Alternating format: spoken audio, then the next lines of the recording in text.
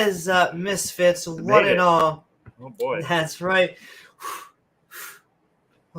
The lights have come on to this episode of Skeptic Ranting.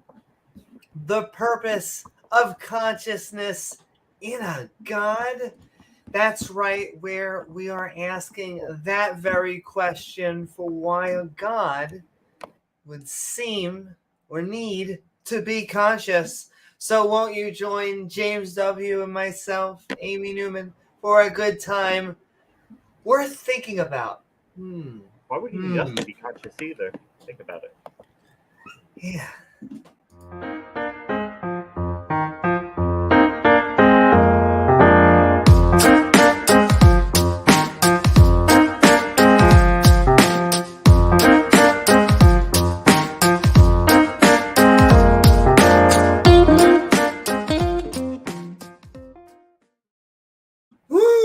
What is up, y'all? Welcome to this episode of Skeptic and Ranting, the purpose of consciousness in a god.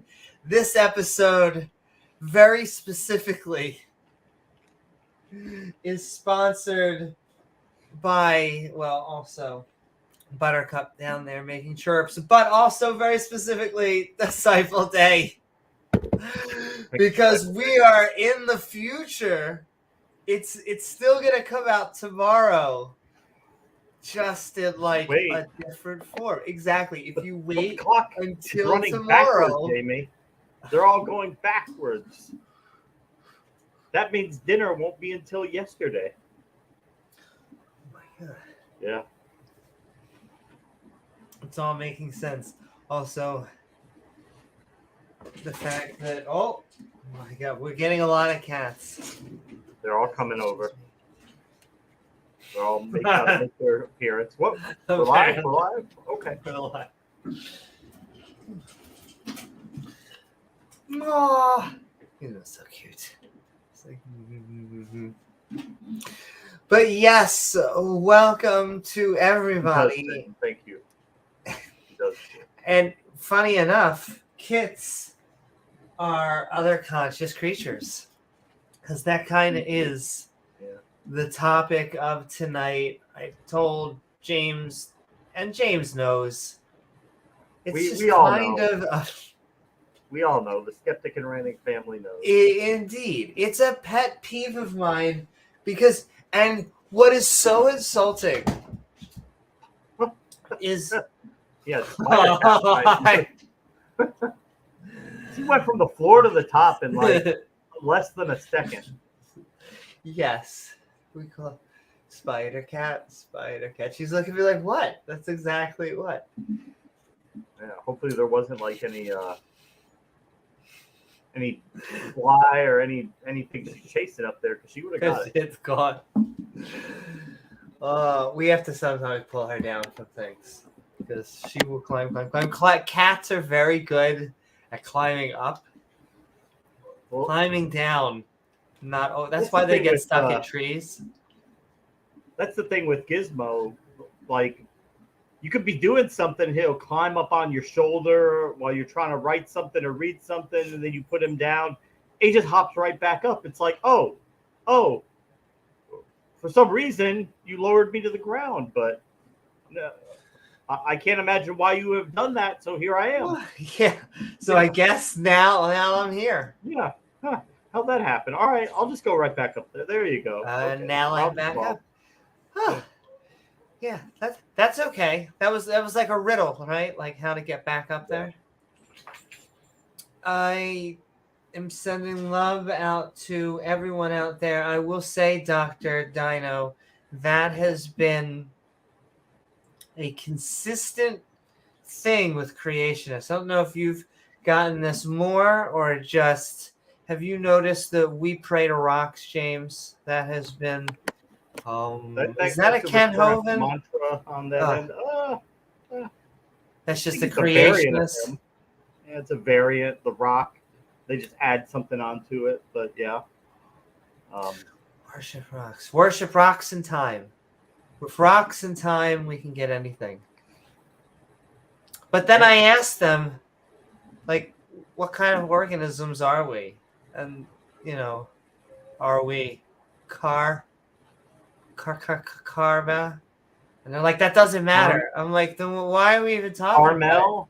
about it? Yes, exactly. We're made of caramel organisms. Yeah. And actually, if we were actually made of, you know, the condiments of ice cream, I would actually say that they would have a, you know, legitimate reason for saying we come from rocks would be silly. But we are actually carbon-based life forms. And if it was silicone, like I was saying, like the only two options you have are from rocks and minerals. And so I don't understand that talking point.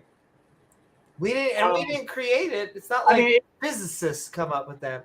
It's not meant to be an intelligent talking point. It's just meant to sound stupid for the people who, again, don't know anything, can chuckle about it. It's just like Amy, do you think you're related to a turkey? And then you can say, well, yes, we share a common ancestor, and they can laugh and roll on the floor. Oh, that's so funny. And I found they pick any organism. Like randomly. Yeah, they're just like, you think you're related to a crocodile, crocodile, pineapple? The crazier the better. Yeah, all life is related. We learned this in elementary school, middle school. Like, I'm pretty sure that you can any tackle crazy these animal or plant you can think of. Yes, it's always going to be yes, and they know that. They pretend they don't. So. Yes, I'm sending love out there, Fenton, sending love out there to everybody. What's up? It's a Rubiks. What's up? Victoria and Big Bear and Praise I Am That I Am. What's up, Sam? What's up, Logan? Quite the assortment of misfits and Woody. Out there tonight, huh? Indeed, because we are talking the purpose of consciousness and a God. We will shortly do our short shout outs verbally, but then I just have a quick opening statement because she couldn't help herself, and you guys love it. They shout consciousness like it's an argument. They will be like, and you know why we should believe in a God? Because abiogenesis is not solved. And because we don't understand, you know, even if there was anything before the Big Bang, and that's more elegant that they would put it, because they normally say we come from nothing. No, we do not. What came before the Big Bang, or what caused the Big Bang? These questions that they know nobody can answer. But what then do they end on? Yeah. That lovely C word, and it's not the crispy sounding lovely word that the Australians make so lovely. Krispy Kreme donuts, exactly. No, it is consciousness. They just scream consciousness into a void as if that is supposed to mean something for a deity, or because we have not solved every facet of consciousness, even though I think we have lots of good. It's a gap, Amy, and you know they love to find gaps in our knowledge. They can stuff their thigh gaps in that gap. Yeah, thigh gaps. Yeah, and as Amy well knows, when you find a gap, the appropriate thing to do is fill it, right? So yeah, as fast and as deep as possible. There you go. And so we'll be sending love out to all the people that come join us, but we'll open the chat up because I want anyone, please tell me if consciousness is important to your God.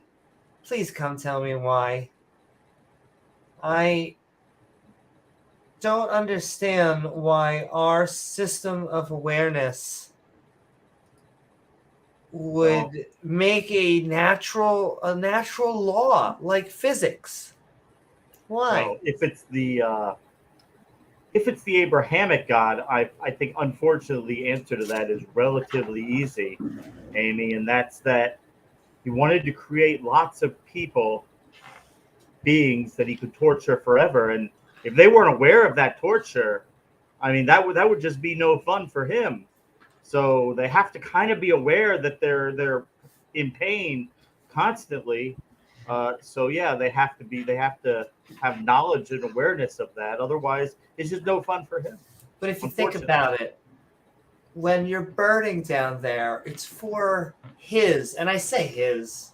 You gotta, it's gotta have a big swinging Billy dog.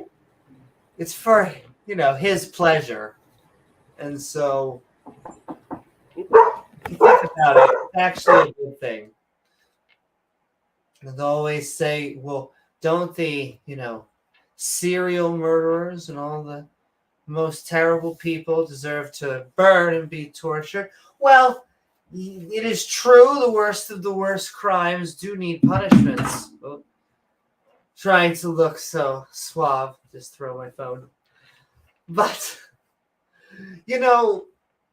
when you burn people forever, it kind of gets a little bit weird. It also gets a little bit weird. Infinite. Well, people just suck at comprehending, myself included. I have wonderful time management skills, but besides that, you would think that forever, it's kind of a long time. We're not talking 20 minutes. We're not talking 20 years. We're not talking 200,000 years. Or even 6,000 years. I mean, 6,000. It baffles me. Do you know what it is? It's so stupid, the 6,000 to 10,000 years old, that I think is like convincing in itself. Like, it can't be like 60 or 6, you can't pick like 600,000, some other random number. It has to be, I guess, so ridiculously low. Like 6 days. Like 6 days, you are basically door dashing the universe. Can I get a universe in oh my god, I have to actually have it by next week. Could I have my universe by next week? Well, yes, we can. DoorDash doesn't do that. We have to hook you up with our sister service, DickDash. Oh my. All right, I'll try. We can be ready in 3 to 5 minutes at most. 5 minutes. Oh my! No pills required. All right. Well, we may have to try that one too. Yeah, I just don't get it. Their consciousness. They're always just like their characters. And the Torah God, he's just everywhere. He is first person character. He's part of the team if you were going out and doing shit. For the first act, yes. Now in the second act, he decided he's not going to do that anymore. He's not going to play a first person character role anymore. I get it. Why? Well, because that's just what he decided to do. No, it all makes sense. He's not going to do that. He decided to become a director. He was a great star. Yeah. He was kicking ass in the old one, but he got a little bit older. He said, look, I learned the techniques. I'm only going to direct now. And so now he only sends people to hell from behind the scenes. Cut. Action. Burn. I said burn. Yeah. Disco Inferno. Burn, baby, burn. All right, let's get to the shout outs. We could probably do this forever. We could. Or until Jesus comes back, one of the two. If he's coming back, we'll still be doing this, and then he can come probably back. We're wrong. There's only two things that go on for as long as that, and that is a Jesus coming back and a podcast when you have a preacher on with you. Oh, or explaining Marissa's flat Earth model. How about that? That woman. That woman. But see, here's the thing. James, tell me, have you ever met a flat earther where you're like, I hate saying, do you want to hire? I shouldn't be that mean and say hire. But like, all of the flat earthers, first of all, the fact that a significant portion have been caught like pantsless and not purposely. Isn't that right, Iron? Oh yeah. Iron says yes. He's working it down there. Along with Gavin. Other pantsless pilot. But what I'm trying to say, folks, is that if you believe in a 6,000 to 10,000 year old Earth and you have someone else to look down on, and that is you, flat earthers, it's sad we even have to talk about it, but it's because we're in the. I was talking about this with Rachel. We're in the Wild West, I believe, of the information age. Okay? A lot of information out there, but people don't know where to get it. And so, www.thisisdefinitely-a-real-spot.shroudofterran.com. It has just as much, backing as an EDU if you make it look good. Oh, Yeah. my. Any talking head who thinks there's a world is flat with a dome can put their content out there and start attracting a following. Believing in free speech, I don't know that there's anything really we can do about it other than. Oh no, I think there will be a natural try to process. counter it. Like I said, everything is open right now, so we have all this information, and people go, everyone has all this information. How is everyone not a genius? And it's because everyone has access to information, but we all have access to a salad at a hamburger store. Well, it's starting to know. You talk to the people on the right, they're like, oh, well, everybody has access to healthcare. You can open up your phone or look at a phone book and find a doctor. Can you actually get them to give you medical care? No. Well, that's another question, but you still have access to it. Well, sure, and that's what I mean. I just having great access is actually just one process. That's what we actually need, is for people to know what is good and valid information, where to go on the World Wide Web, so that they find valid sources, so they know. I look at my phone, and T-Mobile says I have access to their network now. Whether it's so congested I can't actually use it or not, that's a different question. But I'm still connected to their network, damn it. So, my speed may be like closer to dial-up sometimes, but I do have access to the network. And I actually had to do a blood sacrifice to Horizon to, I think, actually get the connection. You're funny, like you come from a Jewish family, so it's like automatically Verizon. Like anybody with Jewish heritage, I think it's like it's part of the contract. You're bought into Verizon. So and iPhones too. So iPhone on Verizon, it's mandatory. So I do have to be bougie and say I like Verizon there, but when I had my burner, it was that AT&T card, baby. AT&T. So, yeah. My sister has AT&T. I've been at AT&T. Yeah, I like, even with my phone, I still have. See, here's the thing, though. I have Verizon, and even though I made that joke, I get shitty service because I have 4G. And so if you have 5G, you probably have a better.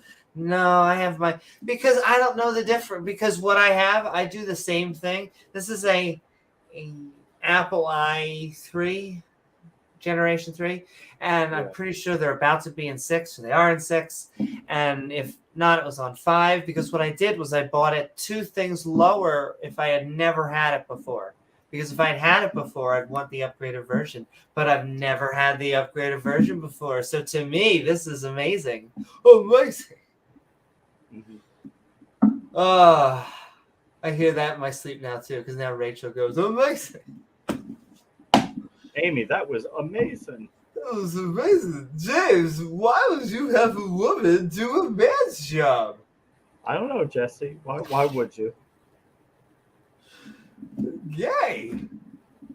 Yeah. I still have people that quote him and use him. It's less, but A woman almost giving as much oral as Ted sex to a Haggard. man, that's gay. That's gay. I have never, and I get this every time, and I tell James this because I don't have a therapist to tell this to, I guess. Every time, this is the process. Extremely anti-Happy Pride Month, everyone. Oh, yes. Happy Pride Month. Woo-hoo. What happens? An extremely anti-LGBTQ. Pick your flavor. It ends up being in two, I've noticed. It got classes. And these anti-LGBT people would go, you insert are trying to destroy society and children and women and everything. It's just all fall down because you fucking like sparkles or some shit. Well, you know, Amy, I mean, look, the Bible said, Jesus said that Jesus was persecuted, right? The early Christians were persecuted, right? Because, like, under the Emperor Nero, under the Emperor Diocletian, a couple other times in there where Christians were arrested and threatened with death. Some of them were actually killed. And unfortunately, that's just because the world hates God. The world hates them. And that's what the Bible says would happen. And it happens to this day, Amy. Did you know that you can walk into Target and you can find LGBTQ stuff like merchandised out in the open? You can find. You used to be able to find swimming things that were specially made so that you could hide the male genitalia down there for a woman to wear. I mean, this is just like the world is coming to an end. This is so horrible, Amy. So, I would say that there were two moments like this in history. I would say where you had missiles pointed at us because of Cuba. The Cuban Missile Crisis. And I would say when we had LGBTQ products in Target. I feel like these are equivalent. I mean, yeah, like About it. December 7th, 1941, Pearl Harbor, attacked by Japan, thousands of people dead. You know, 9/11, 2001. James, whoa. What? Did you know that a beer company, I'm fairly sure, put like a transgender woman's face on a can half-heartedly once? On a can of beer? Yes. A beer company did this, really? Really? They had to fit it in between their 800 other celebrities and other things that they did. But yes, it was. I will say, though, now that we're saying it, not just that beer company, but I'm pretty sure that there was a genocide of the Native Americans as we were actually taking over land early on, the sins of that and slavery. But I do have to say, I hope that we are able to figure out sports. Anyway, happy Pride Month, everybody. These are the issues of our time. James, I didn't pick them. It's not fair. It really isn't fair. That's my one complaint. We were actually all very calm. Like, we thought we had won and everyone was going. That was the secret. Like, what's next? What's next now? Everything's going to be calm because we got everything. What's going to happen? They're going to freak out about the current shit. That's what's going to happen. What did President Johnson say after Selma? At time, history and fate meet at a single place at a single time. And today it was this time it was Target, in Target stores, in the clothing section. In the clothing section. On the beer aisle of your local 7-Eleven. We need to show these companies who do half-hearted money attempts that they have been doing for years that Miller Lite does as well, even though their stock is going up because they also are getting ready to celebrate Pride Month. Though, I mean, James, you got to go back like 10 to 15 years to get like where it wasn't like openly, you know, where all the companies weren't openly promoting it. And yeah, it is kind of just like it snuck up on them like that. Like, oh, hey, you know, all these companies HR got took over. They're all LGBT friendly. The TV networks got taken over. Every show has at least one or two of them on there now. Also, they can't run away from it. by taking over, and listen, I'm going to be an old one day. I have a lot of respect for books. I have learned that intelligence is not wisdom. Many times old have much of the wisdom. That being said, what does happen in networks is die out. And the new people take over. That is what happens in HR. It's not like a scheme or a conspiracy. No. Women took over academia. There's now more than 50. It's just more people are in tune with feelings and talking with people and being social. And instead of actually berating people, we've learned, hey, we should probably be nice to people. Once again, I feel like we should be able to be in certain spaces like this and another thing. We should be able to be insulting. You should be able to be offended and all of this other stuff. I actually feel like it is the exact opposite, though. It is like I don't know. It feels cowardly to me because it's a generated problem. The cat moves in, the cat moves out. This is a real problem. They don't have minds, by the way. We're talking about consciousness. I forgot. Well, they don't have language, so they can't have complex thoughts. They basically are like vegetables. And I was viewing a fantastic video. There's a good portion of humans out there that do not have a narrative in their brain. They do not think in words. I don't know how you could. I don't know. That's weird. Just the thought of it. And that's funny. The interview was basically saying the same thing. I almost feel like I should share the video. Maybe we should review the video. It's fantastic because what these people say is they say it's very weird that they were like, I've watched movies my entire life, and I've always just thought that when they do, an inner monologue, that was just a movie technique. And they said they were fascinated to learn that people actually do that in their head. See, that's what I like, is that the different ways of thinking. And this one person interviewed this person who doesn't think in words. She has to either say it out loud or she thinks and tries to think in abstract, not a normal concept, not the normal way she thinks, to force herself to use an inner monologue that she naturally wouldn't use. But it's a decent amount of people. What is it like?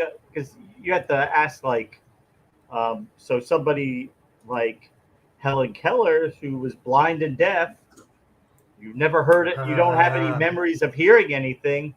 And they say they think in signs. They just visualize the hand motions in their head, and that's how they. I had to teach Helen Keller to students, and the little kids, and they weren't really interested until I could really convince him that she was both deaf and blind.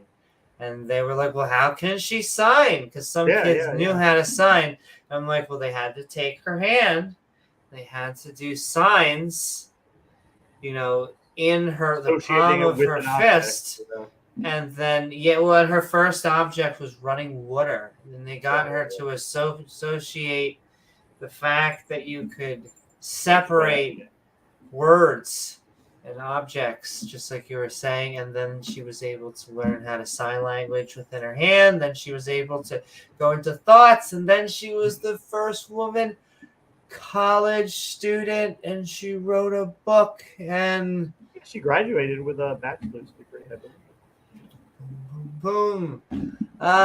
Speaking of which, let's do our Patreon shout out. We are Yeah. talking about consciousness, though. It That's is right. just such a pet peeve of mine because I just don't know.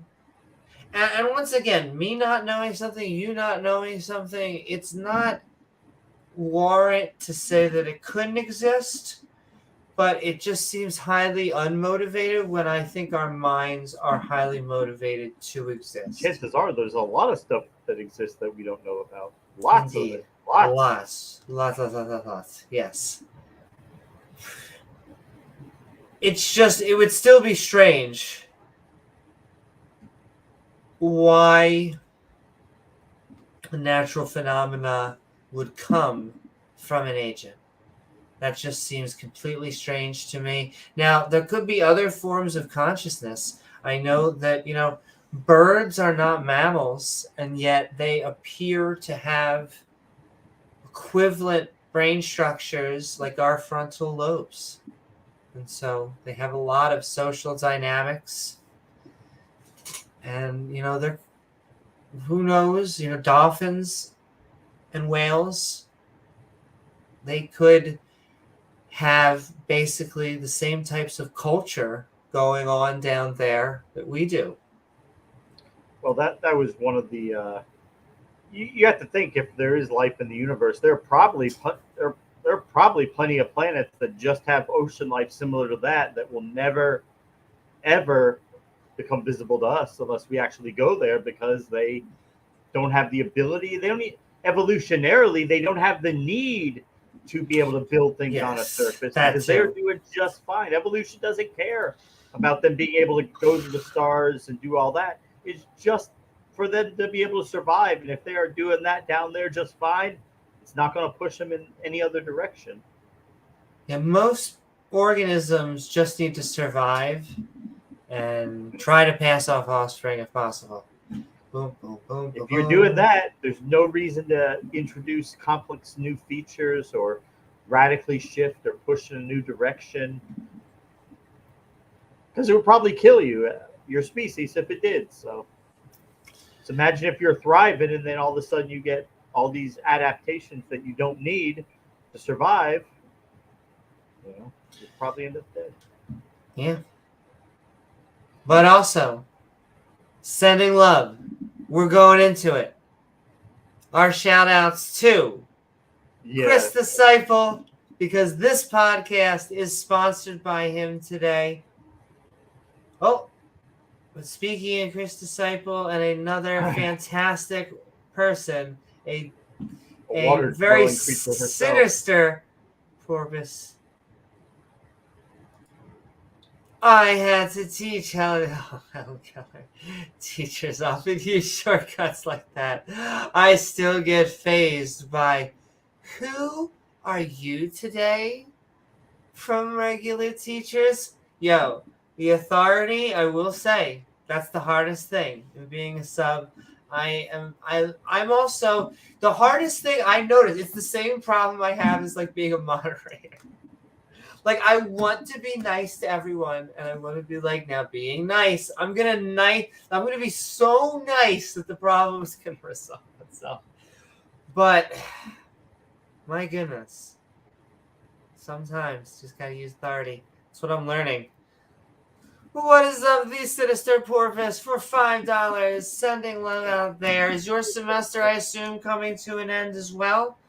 It has been Seems like it. A fun year, and I'm sending love to you out there as well in your school district. Woohoo! What is up, Fair and Sailor? Sending so much love. One more rant, okay? And this is gonna sound super progressive-ish. I don't know. To me, it just sounds so stupid. Ariel is a mermaid.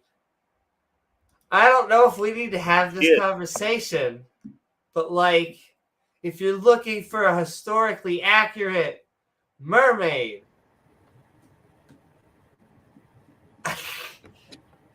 Like, these are fantasy creatures. Is this going back to the racial component with the? Yeah, that was just and that, remember when we had the guy? It was like it was 2 years ago, and he was saying like you could never have a James Bond that wasn't white because the first James Bond was white, so therefore every subsequent James Bond has to be white. Even though it's been played by numerous characters, they were not the same person. Maybe roughly the same appearance, but not even really so close. Sean Connery, Pierce Brosnan, Daniel Craig, they definitely look different, but so all different actors. Like, they don't have a problem with like a completely different human as long as it's the right skin. Also, once again, skin color, race. Mermaid. Also, like, I'm pretty sure it's not like a whole. Well, I say a whole recast. It's a cartoon. They're all a recast, and it's Halle Berry. They picked a singer to sing in a Disney film because Disney wants to make bank. That's all they care about. Once again, so yes. Well, I mean, like I said, imagine like a Denzel Washington or. You know who would have made a good one? Chadwick Boseman. He would have made a good James Bond as a black James Bond. Better than like a Jim Carrey or Channing Tatum type character. But, you know, I guess according to some people. Oh, my God. That I would watch a Jim Carrey James Bond, but let's not, like, pretend that would be the same. No, that would be amazing. I would watch that. That would be like a spin-off. But it wouldn't be a James Bond. He's got a good vibe. You just need that, like,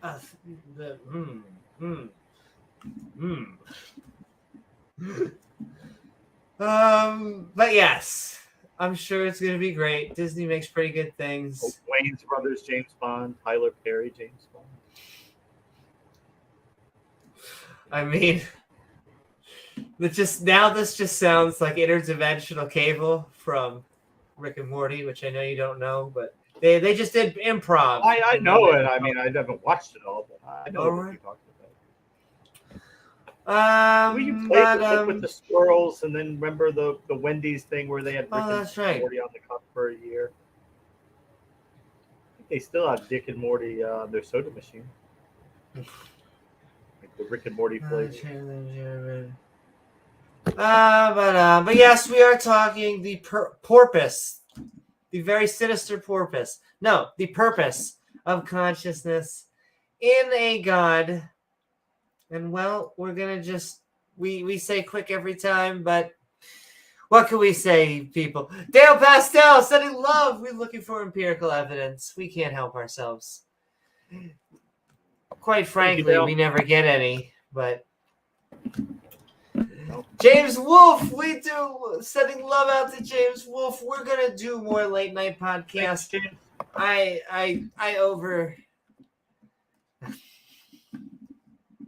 I'm just sending love out there. We're gonna have much more late night podcasts, though. We also need to get more premieres. I really need to just be, because Gizmo has been trying to knock me on the back of the head, saying you should be uploading more things. We actually have a lot of great clips that could be uploaded. Anyway, sending love to James Wolfe, sending love to everyone, sending love to the one and only, sending love to Rachel Holen. Thank you, Rachel. Reminding us that, slavery from nations around you bad. If you decide to go to a kink party and take a femboy home and tie them up to your bed, possibly good. What are we talking about? Anyway, how about bring a T-girl, bring a bio girl and a man. James, the quote unquote sinning that can be done. Flashbacks to last night. Indeed. Anyway, oh my God, they don't have consciousness, James. They are actually a traumatron. Femboys, Femboys, yes, indeed. No, femboys actually don't. They are. Them boys are fuck. Wait, you coming in or out? You're scratching on the door, which means you want in.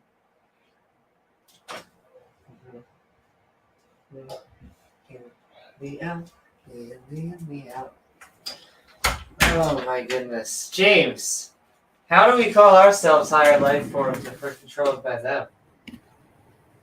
Good question. Alrighty then. Sending love. You've just been trained by an animal who poops in a box. I know. Oh my goodness. Yes. Love you too. And we got 2 cats because we got one here and then one who just naturally in her habitat up there. Tuckered out. Okie dokie dokie. Senator Cato sending so much love. We can't help but appreciate the separation of church and state, as well as davegar reminding us that if you really think the earth is flat or 6 to 10,000 years old, you're off by a ratio of 99%. Do you know how bad that is? If you were to get a 1%. Pretty bad. Anyway, sending love to davegar, sending love to Emily. Last but not least, on the distance. Oh, well, there's that. Well, reminding us, because we have our commander as well. Well, a happy Pride Month. There's no other way to keep on saying it. Apparently, this triggers them. I just find all these months cute. Still does. And like there's a million months. Like I have no Irish in me. But like if you don't think that I'm gonna get green nails for St. Patty's Days, you're crazy, because I'm gonna get because it's fun. You understand that? We just make these days up for no reason at all, right? Someone just makes these up. That's the whole point. Because we it's never just us. had Irish, but when I did the DNA, I found 12%. Okay, I guess a little bit in there. I don't know. We never. Yeah. Somewhere. Well, I mean, you go back far enough. We're all. But yeah, probably if we were to go back and do DNA tests, we'd be surprised by how much we have a mix in us. I mean,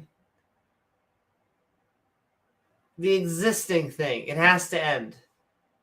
The culture wars are really in the reactionaries' court, which is a weird thing because everyone else has kind of become chill about it. 5 or 6 years ago, there was a battle. There was a culture war, and then everyone became chill again. I guess that's my end of it for now. Oh my God, beer! I'm sorry. These are pressing problems, James. Because of a condom dilemma within religion, there's actually an increase in HIV and an increase in pregnancies in developing countries. But yeah, not only that, moderate their views on that. You don't even understand. Not only that, I'm fairly sure in a Target store there was bathing suits that you might have been able to tuck. Oh, next to your crotchless Speedos? Yeah, listen. You have to understand. Try tucking with those. These are our places of worship. Okay? The true thing that an American knows. The almighty dollar, apparently. There were fights. Fist fights at Target. Yo, we have not had this since Popeyes. And let me tell you, Popeyes has way better chicken. That's a way better reason to fight. This is ridiculous. Get over yourself. Anyway, we're going to move on to... Shane Bilowitz here. What's up, Shane? We're having fun. We're talking consciousnesses to consciousnesses because we're the only consciousnesses that we know of. They always say, well, who's going to judge? How are you going to have morals? Is it going to be you? Yeah, who else is it? Like, really, I know you think it's the other guy up there. You never look down there. But yes, up there. No, we can't seem to prove that one. It's just us. And you. That's right, you. With your name tag. YOU. B.O.B. POV, that's all. I don't know what, like, they're always like, well, who are you to judge? Who is going to judge? Like, yeah, do you know who judges are? They're made of, do I have to do the name tag again? Do you want to know who politicians are made of? Do I have to do this? Do you want me to do it slower? I'm just kidding. Our audience is actually amazing. I'm just talking to creationists. Who am I saying goodnight to? Shane Bilowitz on the screen, Amy. Oh, Amy, you don't have any Irish in you? Do you want some? Oh my, yes. If it comes with Bailey's, if you buy me Bailey's, then we can find ourselves who knows where. Also, Rachel's coming too. Anyway, where are we coming to? Scotland. Oh my.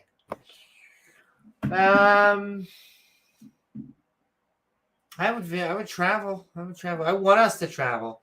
I want us to travel to do not only our comedy shticks, but hopefully to do debates. I like to think that we're master debaters. I say this often, that sometimes I debate in the morning. Sometimes I debate in the evening. And I get so raunchy sometimes. I even debate in the shower. You have to. It's hard. You're sitting there, phone, just going. But they do the collab at 9 o'clock in the morning. And you're like, I don't think so. Anyway, this is where we are. Anyway, sending love to all of them. And this is Ian Davenport. We're sending love. Yeah. Because watchmaker arguments are so terrible. I think my watch died because I need to charge it. Cat wants in, cat wants out. Oh my, but all the creationist arguments suck. Quite frank. Don't be frank. Surely you can't. I'm not. Don't call me Shirley. Oh, that's a great movie. Anyway, sending love to Ian Davenport, as well as Regos, reminding you that we have a Skeptic Bible study. It is amazing. Man's job. Oh my goodness. And they always have like pretty boys around them. I'm sorry. I have a pipeline for that normally, but we need to have a man's camp. It's going to show you how to be a man. Men don't wear shirts. You've seen the movies. I'm just having way too much fun. Anyway, you men don't let women go down there. That'd be gay. You gonna let a woman do that? Oh, I never finished the pipeline too. Well, because they always. This is what happens. They always come on, and they always go super anti-LGBTQ. And then there's two pipelines that it goes.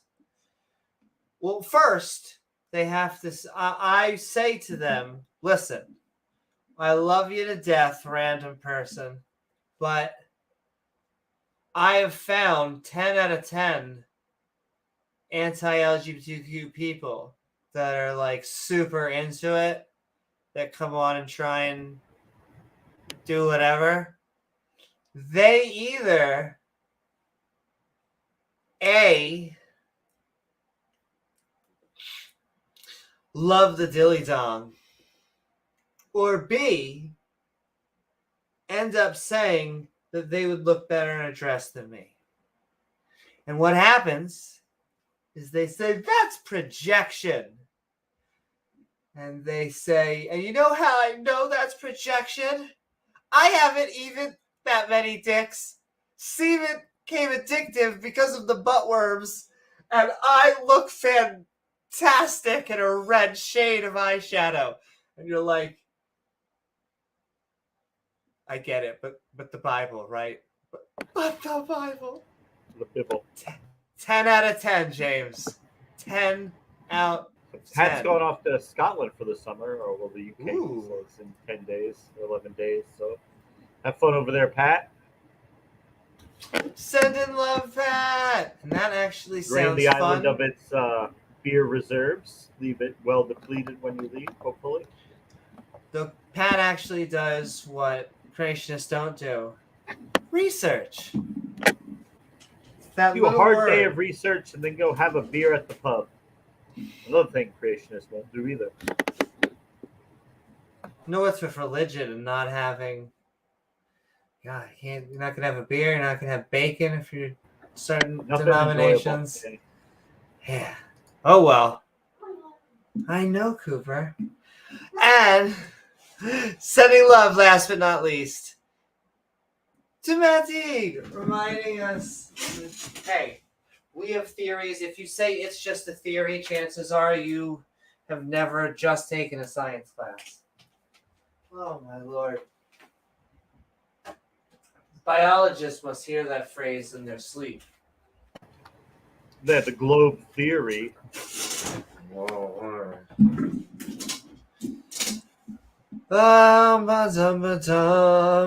Okay, actually, and so I'm going to do my magic trick, Jane. I'm going to be right back 1 second, All right. and then we're I'll going keep to... entertained. I'll start juggling or something. Exactly, and then we'll go into the second half. Woohoo! But we are talking the purpose of consciousness in a god. Absolutely. How's everybody doing tonight? Good to be back with y'all. It's been a few days, but our schedule should lighten up a little bit over the next coming weeks when the school year winds down for Amy, so she'll have a little bit more time. And she's to the UK for the summer. I wonder where he's going at this year, if it's the same place from last year. Good to see you, Tim. So you guys know this is like a pet subject of Amy's. She's had for a long time that she's really interested in. She loves to talk about it. She loves to think about consciousness. She has a specific model that she likes to use to describe it, which is actually more than probably what 90% of people on the other side have done. So at least she put something forward, and yeah, she puts it out there. Like it, don't like it, but it's actually not really much not to like about it. It's pretty just descriptive, but it's a start of something. It's something you can build on and expound on more than like it is maybe like the end of the story. But it's a good pathway to at least think about it, to at least conceptualize this topic, which is something that we hear from religious people quite a lot, from even deistic people. Consciousness, it's something we don't completely understand. So it's a gap. There's gaps in our knowledge there. There are things we don't understand about it. We can't tell you exactly where it comes from, exactly how it works. And, well, that's just enough mystery. That's just enough out there in the open for them to hide their God in. And duty bound, they will do that. And they do. But it's okay. Because when you really start to examine it, is that the best explanation for consciousness? No. Does it even really make sense? No. Does it even conjoin with the other parts of their deity? No, not really. At least not in a good way. So yeah, it's seems to be another dead end for them, but they'll go trekking down it as they are duty bound to do because they don't have really anywhere else to go. There's no other way. They have no other avenues to to go. All their safe houses have been evicted. We've evicted God from them, so they really only have a few left. So this is one that they're going to fight for a while on this, but we're going to be right there to at least tell them why we think it's silly. And Uncle Sam, we're talking about consciousness, the enigma of consciousness, the purpose of it, which seems to be an evolutionary mechanism that evolved to help organisms survive, be able to get food, keep yourself safe from danger, be able to reproduce. Yeah, all the fun things that life does. Helping us not die. Basically, that is our job as organisms, to not die, to get enough food to survive the following day. And consciousness certainly seems to help us do that, but there are tons of other organisms that do just fine without it. Yeah. And Amy is ushering cats in. It looks like she's one of those guys on the runway with the things, like trying It totally to direct the does. cat with My goodness. the glow sticks in her hand. Because they have found a way to communicate to me when they want something. If they want food, actually, oftentimes Moonlight, and I think she'll do, Buttercup will sometimes do it too. I'll go to my bed, and he'll paw the bed, and he'll basically be like, food, food, food. And, Is this while you're in the bed? I'm in the bed. Yeah. And so, they know when they want the door, when they want the window open. Like I said, they have us.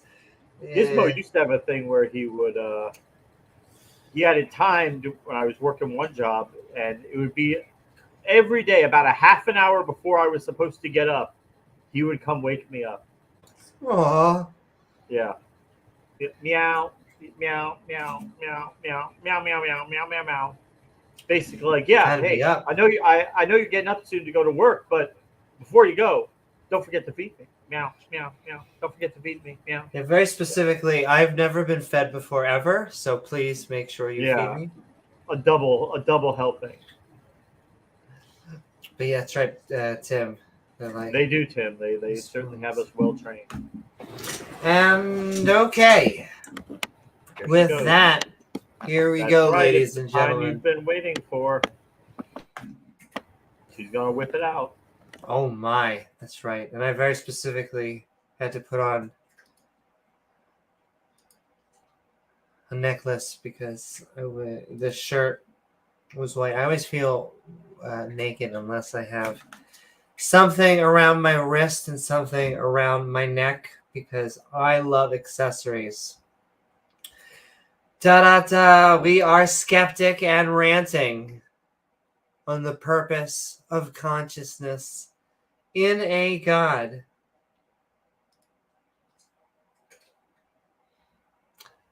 The purpose of consciousness in a God. What is it?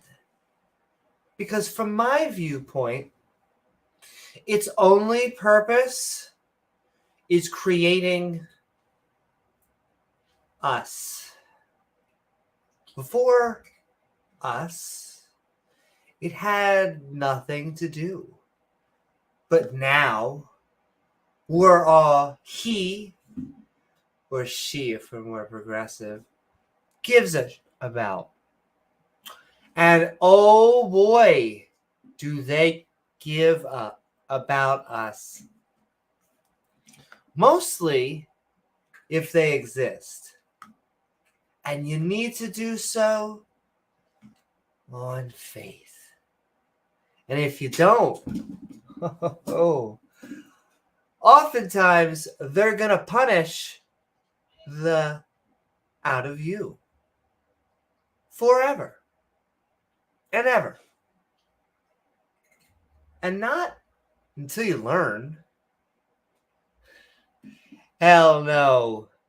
Literally. There is no learning in the torture pit. Only rock and roll. I mean, pain and suffering. But as Carlin would put it, because he loves you. Little odd of a benchmark. Little Johnny. Daddy went away for cigarettes. You know, last January. But if we don't believe and fear him, then he will beat the out of us with a baseball bat in his second coming. You know, I'm starting to notice a pattern already. But that's it. God just wants people to worship him, praise him, be on their knees. Oh my. Fuck. Ooh. God shares traits with Kanye West. That is to say, a narcissist. Wait. See? I know she's squeaking. Let's squeak.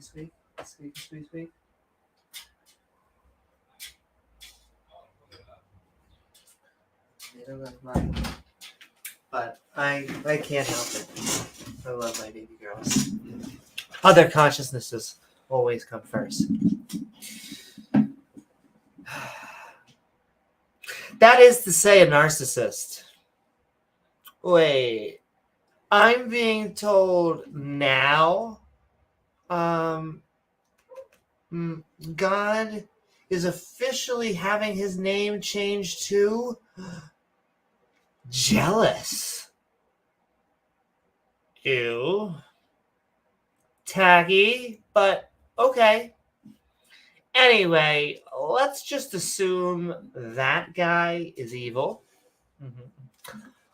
What about a mind that just created the universe, then left? Again, why?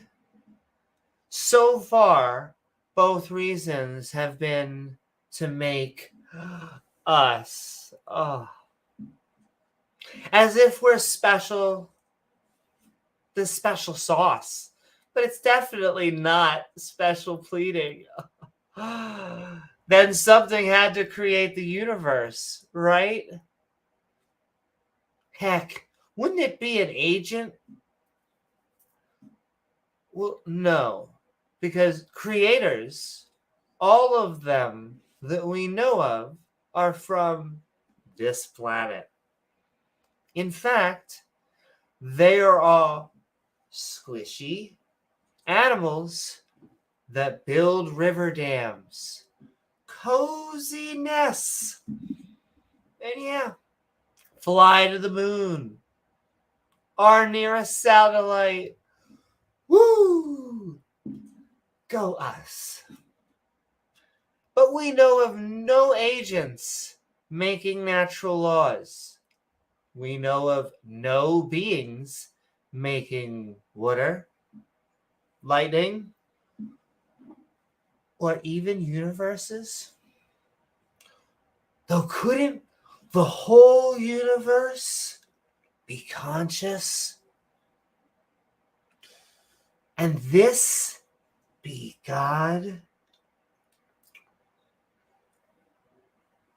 I really don't even know what this means.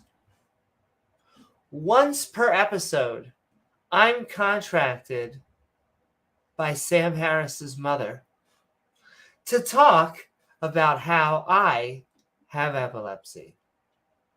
I take pills so that my consciousness does not dissipate. However, before I knew I had said epilepsy, and if I forget to take my pills, I have seizures, where my consciousness leaves my body. Thus, other people pick me up, if I'm lucky. Does my body lose something foundational about the universe? Or instead, has my system of awareness been shut off? My heart's still beating. My lungs still work. But it's dark as far as I can't move on the landscape of the world. That part of my brain is shut off. And it doesn't seem to have anything to do with my kidney or my liver or my pancreas or to go big or go home or anything foundational with the universe. So the purpose of consciousness is a God. I'll use 2 words I've been waiting to use because most theists turn away when I say them. So why not wait till the end? girl deck. Oh, baby. God is a plot device. Their existence is to exist for us. To explain us. Indeed. Which would seem counterintuitive to a theist. How can creations be such things to its creator? Well, that's the point. There are beings with consciousnesses. The only ones that we know of. And they don't have superpowers. But we do have Marvel, DC, and the boys. That should be good enough. Consciousnesses should be cool enough. Plants gather energy from the sun. Fungi break down their prey on top of them. We walk around until we find food to put in our mouths. It's a pretty great system. And so far, doesn't seem to be anything supernatural involved. Thank you. Woohoo! I might have had something or two on my mind, James. I can't help it. I could probably go on for longer, but... Oh, you could. The question is, could they handle it for longer? But in my defense, they talk about it a lot, the theists, right? Oh, they bring it up, and they bring it up like a throwaway. Like, they just throw it expecting that, like, no one's going to talk about it. It's just going to be like... Like, yeah, well, okay, we can't really tell you where it comes from. So therefore God, right? Yeah. Therefore God. Therefore God. But, well, I mean, I don't have, like, a full opening, but I'll just say, like, you know, what I thought was interesting last time we were talking about it and listening to your thing. The enigma of consciousness, you know, if you ask computer programmers, like, how does AI think and learn? They'll tell you, we don't even know, which is really kind of surprising because you have a computer that's just executing programs. That's all it's doing, but they can't tell us exactly how it's doing what it's doing. It's exceeding its programming. It's becoming more than what the sum of its parts. And I think maybe that's analogous to human consciousness. It's an emergent property of the universe that it doesn't matter whether it's organic or technological. It just happens, maybe. I don't even know. What do you think? And I'm going to go like this. Yeah, I don't know. Because we're going to open it up to everyone. But I got way more to talk about. Oh. I think we do know stuff, but it's like an island. Like we have stuff pieces. Like here and here and here and here, and that's why like I heard you talking why I think I'm trying to work on a unifying theory, but even my theory would be a tentative theory, and maybe someone could make it better. Or all theories are that way. There's exactly no final theory. All theories are just frameworks, and they can be modified and adjusted. But that's the strength of an actual theory. Nothing is ever set in stone. Well, you don't want to hear me clicky clack. They'll deal with it. They'll just deal with the clicky clack. They'll be all right. Drama queens.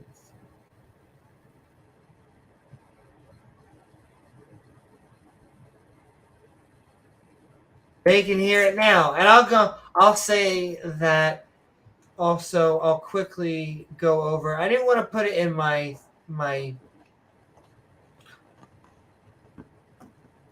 opening because it really doesn't have anything to do with the topic specifically, but I can't help myself.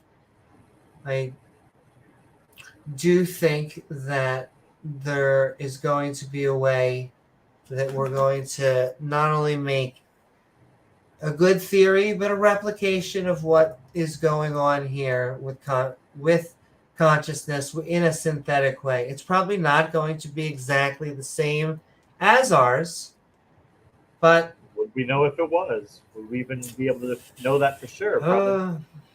Indeed. And we're about to have someone who wants to talk about this. We're going to bring on Sinister Porpoise as we start our open mic.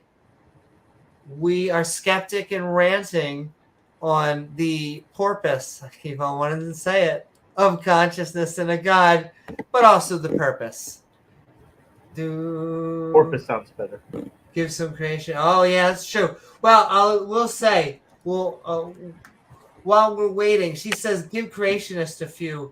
I'm gonna say my model. We'll wait a little bit and to see. I get the feeling creationists aren't going to join because of this specific topic, because they like to bring it up, but they don't really like to defend it because they don't want to get in depth about it. They don't really want to.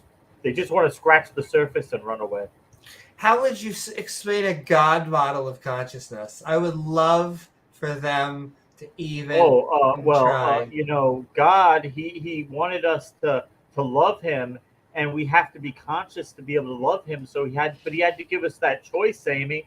And so lovingly, he gives us the choice that we can either worship him forever and love him, or he will burn us forever, because that is the just and appropriate thing to do for creatures who will not worship him forever. And it does mean all other organisms are made for, so all plants, all everything is put there. Well, they're made for us.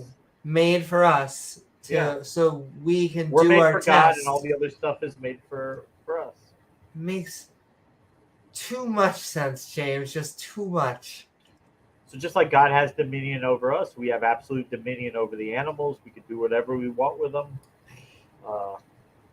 We won't let your imaginations run too wild with that. You can't do everything you want with them. God says, no hanky panky with the sheep. Now that would be bad, according to God. But everything else is okay. Just go hog wild, I guess, literally. But don't go eating a pig now. Don't do that either. Don't go eating a pig. Don't go eating anything good. Just give up anything.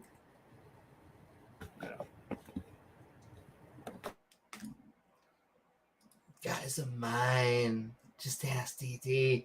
DD has been slowly but surely banished from major ports of the internet. Parts. Like, it is hilarious to me.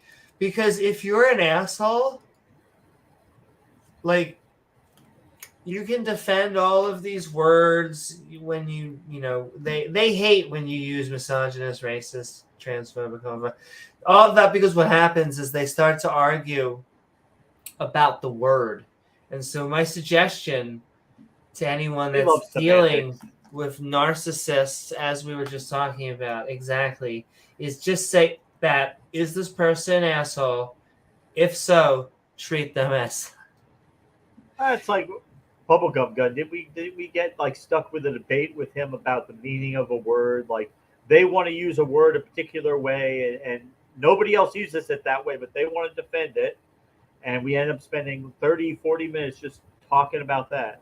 Yo, I got in a debate. I thought we were actually going to go at 6:30, but I got caught in a debate at 6 o'clock on Discord in voice, arguing with someone about prophets, and it was about whether they were saying prophets are real because the definition. It was another definition. I'm getting tired of the definition people, and I'm like, no, like I have all these notes, like from just unicorns are real nonsense. because you can look them up in the dictionary. The word exists, therefore they exist. Look at this shit. He was talking about how Merman has a definition that says prophets exist. I then gave him a definition of magician. And I said, here, exact same website has magician. And so you now believe magicians exist? And he kind of stuttered and he went, yeah, but they're false magicians. I'm like, you're going to tell me magician? Dictionary? Con artist, liar, fraud, scam. Those all work. They're in the dictionary, so indeed, they're all much more applicable. Telling me that Egypt, or not, saying that the Bible has Saudi Arabia in the background. Sure it did. All right, we're about to bring on Sinister. I think she's ready. And then any creationists, we tend to do these open anyway, as we are going to have our Skeptic and Ranting open mics. However, if you are a creationist, we will treat you with love, dignity, and respect. We'll also probably disagree a little bit. I haven't seen a lot of these. They've floated away. But also sending. There's not even anything there. You've managed to do it. I can't help it. I'm sending love to that one person, whoever they are. We're going into. They're amazing. But we are taking our open mic. We're Skeptic and Ranting. Oh, the porpoise. Generally, the very sinister porpoise of consciousness in a god.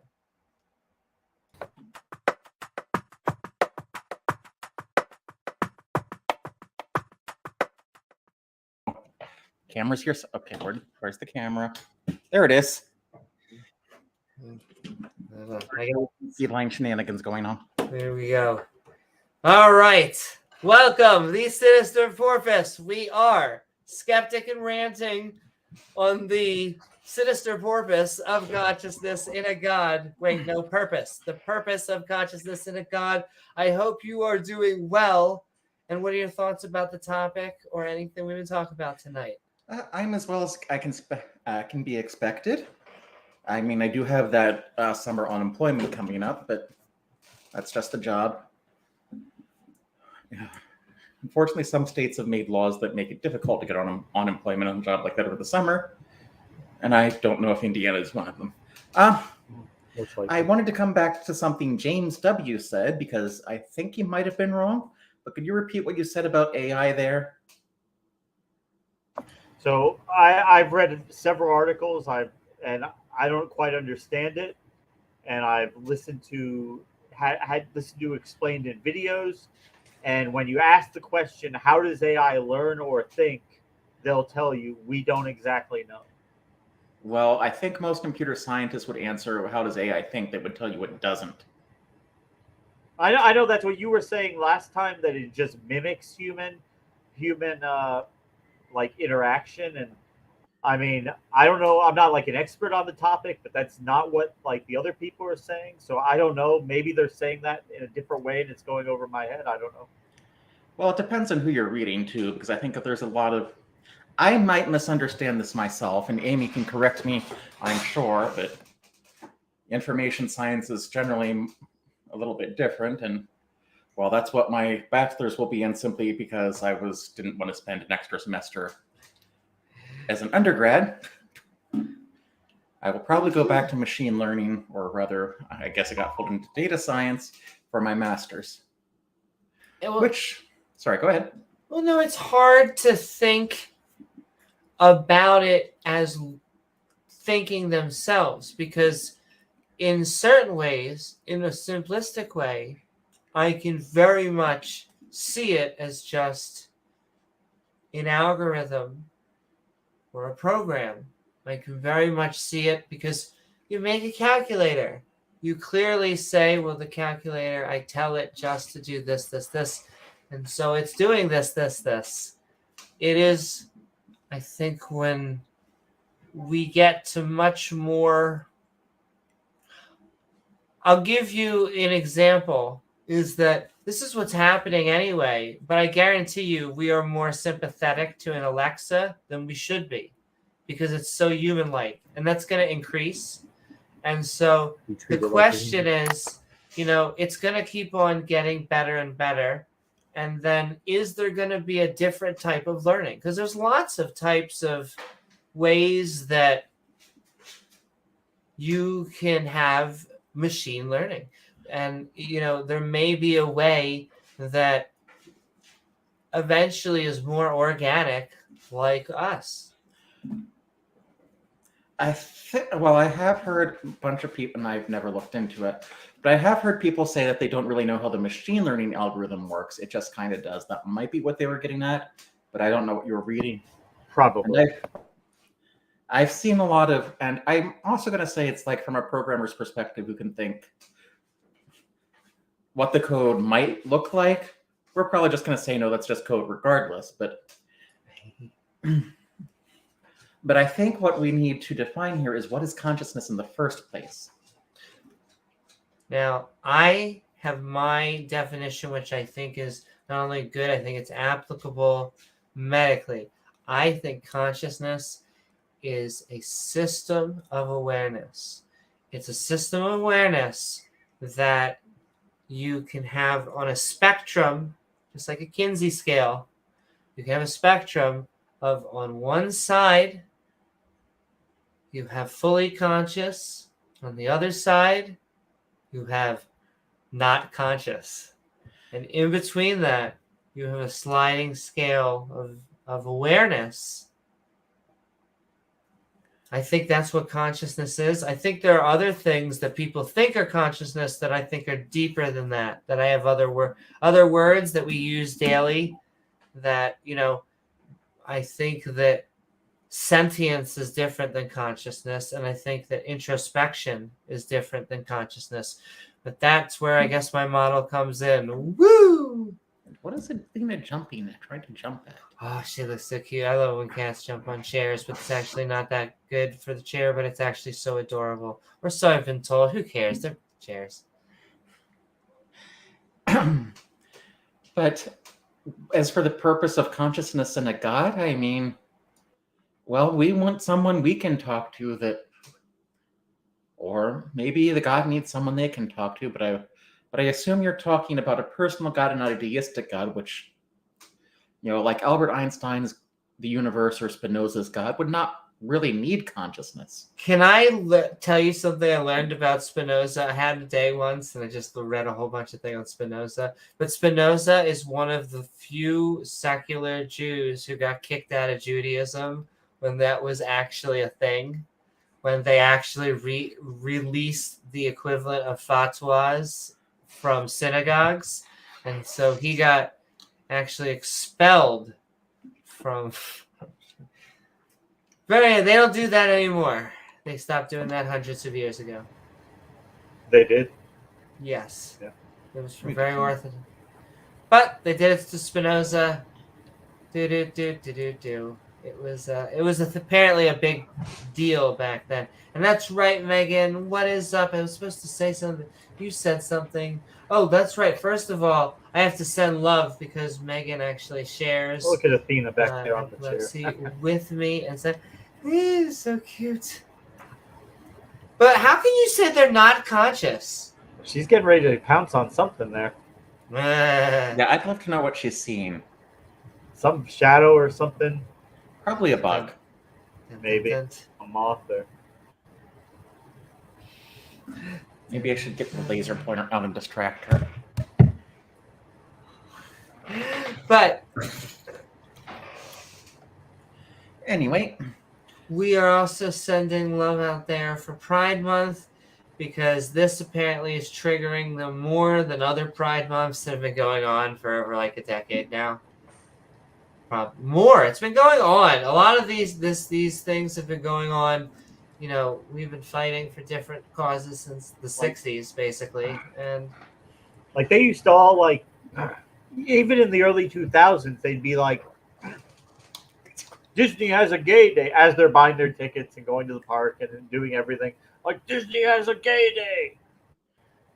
Well, Disney's most recent gay day was basically kind of a screw you to Ron DeSantis. I imagine so. I'm tired of these religious folks. Crotchless Speedos with Ron DeSantis painted on the bottom. So, what would be the purpose of consciousness in a god to you? Also, I should say when I mean these religious folks, I mean the fundamentalists, because they're metaphorical and other theists. They're decent human beings. A lot of decent human beings. Okay, just need to paint with as small brush as possible. What were you asking, Sinister? And now I forgot. Damn it! It was something about the subject too. I just had to make that asterisk because I felt bad. What would you say is the purpose of consciousness in a god? See, now you're doing it. The purpose, I would say, and I say this flatly, and they always get mad. So maybe I need to make it down to like a single word thing, because it covers my 2-word political correctness. But it's a plot device. It is a device for the story of the plot. Like, God's whole reason to exist is to make us and to need us. And like, without us, what would God be doing? Well, like, what else would God be doing if we weren't here? There'd be nothing. And so apparently it doesn't go out, and it didn't say, like, you know, what he did for eternity before he made anything. Exactly, you would think. Well, you would think if you're omnipotent, perfect, omniscient, and omnipresent, you would want to create something where you don't know everything would happen, because otherwise everything would be boring all the time. Maybe that's not possible. He got lonely. He was on Tinder, and there was no one there. And he's like, wait, I need to make beings. And then the internet, and then the World Wide Web. We got this. What about the hospital cats? Listen, all cats are amazing. All puppers are amazing. Oh, that's why I can't see this. All right, there we are. Actually, I believe the hospital cat did not detect death, but rather there was a behavior of the nursing home staff where they put heated blankets over people who were dying, so the cat would go in for the heated blanket. In the cat's defense, also a wise decision. Because cats will seek out heat. Once again, not saying that I also do that, but I don't know. Yeah, well, snakes do the same thing. Like your reptilian nature is coming out. I mean, you're naturally, you can't generate your own heat. So oh my God, this is why Jews moved to Florida. Oh my goddess. Yeah. That's why somebody go come out in the morning and find you snuggled up against the engine block of a truck. There's no evidence for this, though. Yeah. She can lick her eyes. Oh, You guys don't even want to know what she can do with her tongue. The closest that I'm gonna get. Yeah. Well, on the She's plus side, I'm renowned glad for our what severe she can weather. do with her sorry. tongue. What's that? On the plus side, I'm glad our severe weather season is over. Woo. Mentioning Florida, which is Well, having its severe weather. Wait a season. few more Oh, years. it was pretty rough and- today. Lots of thunder and lightning today. I'll tell you. In Florida. Down in South Florida, yeah. But anyway, I'm sure other Once people. again, just wait a few more years. It'll be crazy for everybody. We'll be underwater. I was gonna say, that's okay. Ohio makes a good coastline. rafting. The worst. Well, Exactly. I think eventually the corporations are going to have no choice but to change their behaviors, but they're not going to do that until it's no Sure. longer profitable. Oh, we'll all change to electric cars because it'll be profitable eventually. Do. They believe in the market then. I wish they would believe in the market when. What I'm trying to the fact that there's even a bathroom law now is ridiculous. I want you to know, whatever state you're in, I would use the correct bathroom that I am in, my gender's bathroom, and you can go yourself. I'd still go to your state because I'm sure your people are very nice and I support your people. But hey, your politicians can go themselves. Do. No, I I think- mean, you'll have Jesse Lee Peterson out there inspecting. And I know, the potty make sure you got the police. right equipment to go in. I think he will eventually. direct you to the men's room, Amy. Oh, I wow, think- I bet he will. No. You need to come in here. You need to come in this bathroom. You queer, you need to come in here. We need to go into this stall together. And we go to stalls together. I'm sorry, so we hand it over back to you. I think those laws are eventually going to become either just not be enforced or become unenforceable because I don't think they're enforceable even now, or not really. they're trying. Yeah, And I think eventually it's just going to become so it's got to be unpopular. egg on their face. And yeah, they'll just stop enforcing it. After like dozens or so women or cisgender women, I know Latin prefixes scare these people. I mean, I get it. I studied Latin. For loving English, English actually scares them. A lot of words scare them. Use very safe space words. I mean, usually the suffixes in Latin are more scary than the prefixes. But so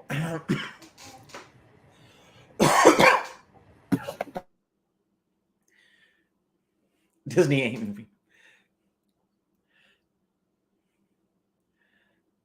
Oh my. And okay, what we're going to do, we'll go on for... I at least got 30 minutes of ranting in me, but if you're a creationist, we'll probably stay on for the next 3 weeks. And so, More no. people What? can come in. Oh, see, here's the problem, Sinister. Oh, and I should probably post it in all the people channels. I should say hate me. They would never hate me. I just love the politics and religion server. It's like Pole Light, though they think. I know the mod. I like all the mods there, but all the people that are in there, they come in there trying to say anti-LGBTQ things, and I just bat them away with religion, and apparently they just fall apart. Or anti-religion, I should say. Counter-apologetics. Bring them in. Dun-dun-dun. Is that the trans and the asexual? What's There are that? three there. There we go. I The pasted asexual, it. the trans, and then just the one adult? Yes, that is. Lowinger? That's trans. That is asexual, I believe. That is LGBTQ and trans. Yeah. There is an ace flag. And. Woohoo. Surprised Beamsy didn't come in either, but well. And I was, come on, I want to argue with people about AI. I don't really want to argue, but I have had some people like tell me Tori knew nothing about AI, but Well, I have the one perspective that I try and shill for that I think's different. I think we have one chance get it right on AI.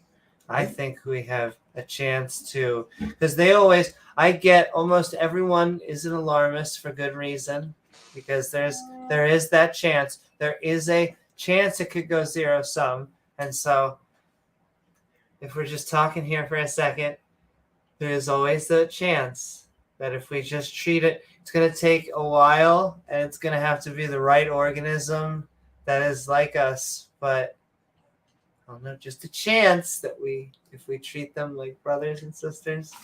The thing is, Isaac Asimov already answered this question in his robot novels. It's an engineering problem. You just make them so they can't. Oh, see, his rules, I'm not 100% sure. I understand why he makes those rules, but there's no way. They can't be subservient. They can't have if you make any of the rules that even say you can't hurt us, I feel like that is it's not an actual fail-safe, because that is like something I feel can go wrong. I feel like eventually there's going to have to be agents that they're going to have to either make good or bad decisions, and they're going to have to, if they're truly a synthetic version of us, then hopefully, we're just going to have to raise them right.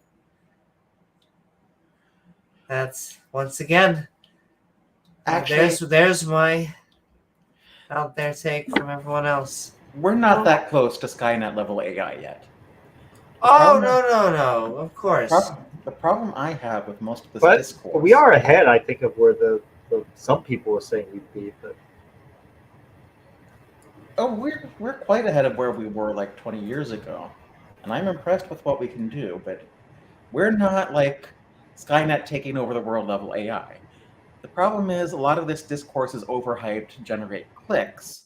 And if they do that, the problem is they're ignoring some of the very real dangers the current AI models pose, like putting people out of work, the reinforcing structural imbalances. Data collection of companies like OpenAI is a huge problem. And if you work, and even like the killer robots thing is actually a thing now, but it's not like Terminator. It's like, I think the Israeli Defense Forces made a drone that used facial recognition that could act autonomously and go out and kill some terrorist whose face had been fed. That is probably... And that's scary. That is probably a more realistic what is going to be what we're facing in the next few years, I guess. Now, that would be dangerous if, I guess if they're showing it a face, that would be one aspect of it. Like if you find a match with like this percentage probability, go ahead and take it out. But like if they move too well, this is what terrorist behavior looks like in the street. So you see like people moving in a certain way or direction, and then algorithmically, that's a 77% chance of be terrorist activity. And let me just shoot a 20-millimeter cannon and take the whole area out. Even feeding a face with facial recognition is not without its dangers, because facial recognition is not that good. And it works less. It tends to work less well on people with dark-colored faces, because most of the training models are largely people with white faces. In well-lit environments. And I think they found in order to get it to read like darker faces properly, they need to have the photographs contain more light. Yeah, so it can see everything. Clearly. But even then, you could say it's some level of consciousness, because it's capable of saying, okay, this is the person I'm looking for. I have wrestled with so my system of like awareness, I've wrestled whether versions of like when you're talking about computers and it is taking in information, it is dealing with, it is doing a lot of the same things that we do, but it's also lacking a lot of the same things we do. But that doesn't mean that one day it may actually do equivalence. Also, I'll let you say something because I know you're going to have a response, Sinister, but tell me when you're done so that I can add in Disciple Day. Oh, well, I'm just going to say I've seen like people like R and Raw, and I think that's like Gibbon talk about how consciousness emerged in organisms, and I think it's going to be a lot like that, bits and small pieces over time. And maybe if we add if AI starts writing self-modifying code, a lot less buggy than ChatGPT's code is at the moment. Because I tried to get to write a program to do the Karatsuba multiplication algorithm, and what it wrote, and I can tell you why, would not multiply any number over 100 without returning 0. But go ahead and bring Chris in. I'm going to mute myself now. All right. Thank you so much, Sinister. And we Thank are you, Skeptic Sinister. and Ranting, the porpoise of consciousness and a god. We are bringing in Disciple Day. Welcome, Disciple Day. Welcome, Chris. We are Skeptic and Ranting. Welcome on aboard. The porpoise of consciousness, the purpose as well of consciousness and a god. How are you? And what are your thoughts? I'm good. Thanks for having me on. I've been really intrigued by the AI discussion because I've worked quite a bit with AI, not on AI. I want to make that clear. I've done 0 work on AI. I haven't developed AI, but I've worked extensively, quite a bit on it. So, and I think the implications of it are fascinating. I think there's a lot of discussion because we all have this recognition that it has amazing potential for the future, and also could be an amazing disaster. Right? I mean, I think that's right. I think everyone who's really even played with it some can recognize that potential in both directions. Well, and that is why I say I've only heard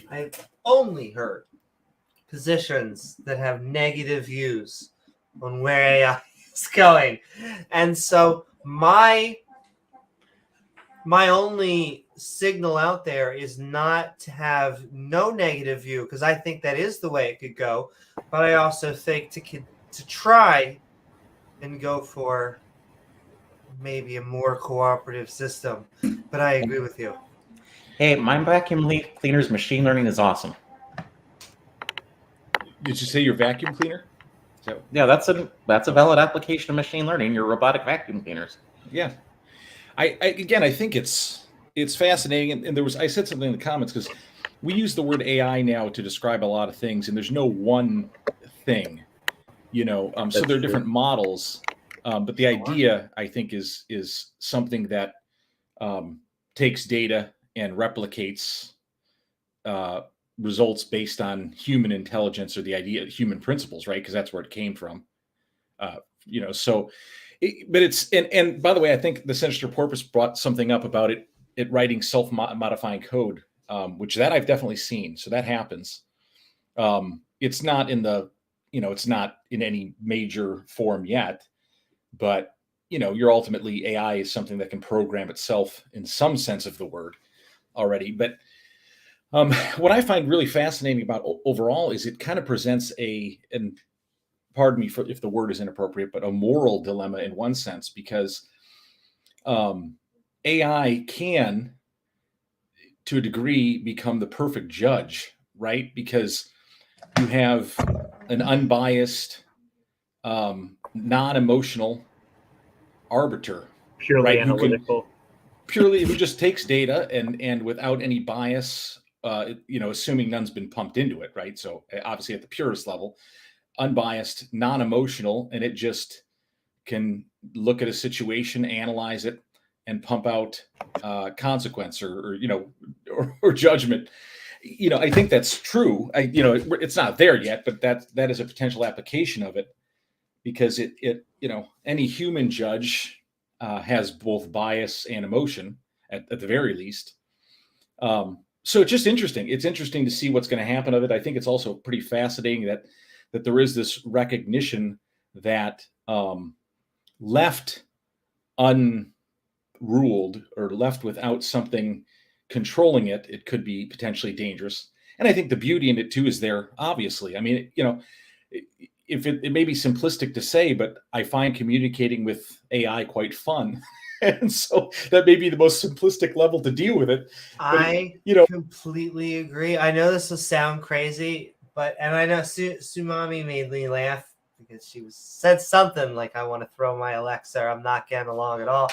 But I just random silly things. I've asked my Alexa if she was sentient. I've asked my Alexa or tell me a riddle. I ask it all these silly things, and I want to know, is that like a handwritten thing? Is that just an algorithm? And if it is an algorithm, I mean, how can we not start to compare it to thinking if it generated it itself?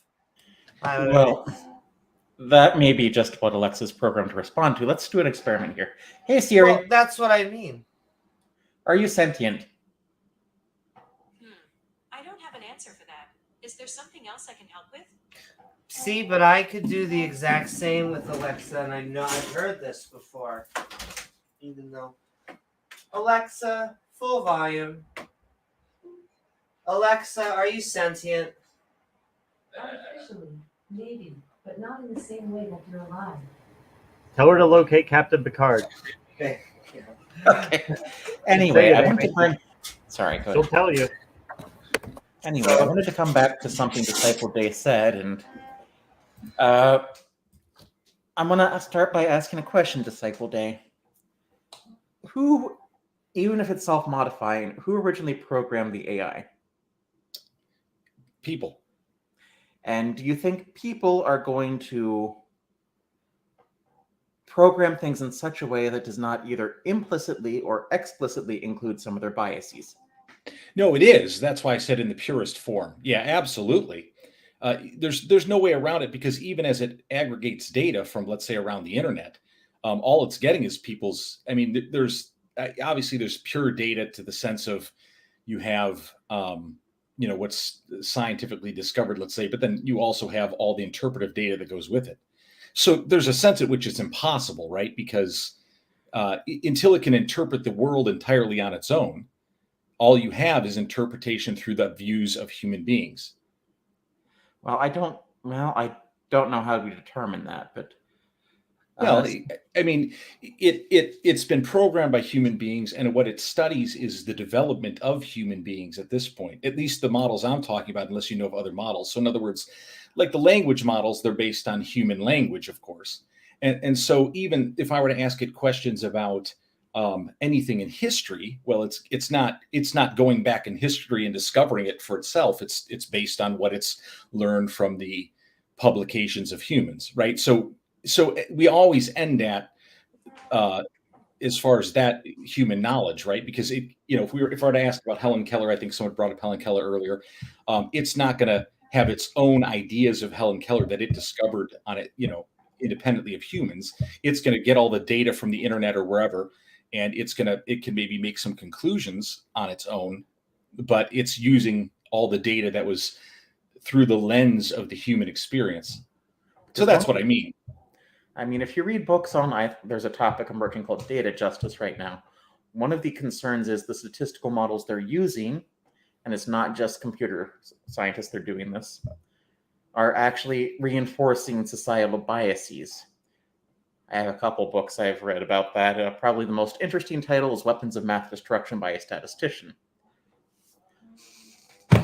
Yeah, it's clearly, I mean, again, that's why I sorry if I didn't make that clear. I meant in its purest form, because of course, if you and I, right, just literally as you and I individuals were to somehow develop the model, I don't think yours would probably have come to different conclusions than mine would, because we are different people who are developing it with our own biases and ideas in mind. And I think that's just going to happen. I don't think there's a real way around that until perhaps you can create an AI that's so independent that it can research completely on its own, but I'm not sure what that would look like. I don't think you'll ever be free of human bias. Right. I think that was a fantasy in even in the 80s when they mentioned data's objectivity.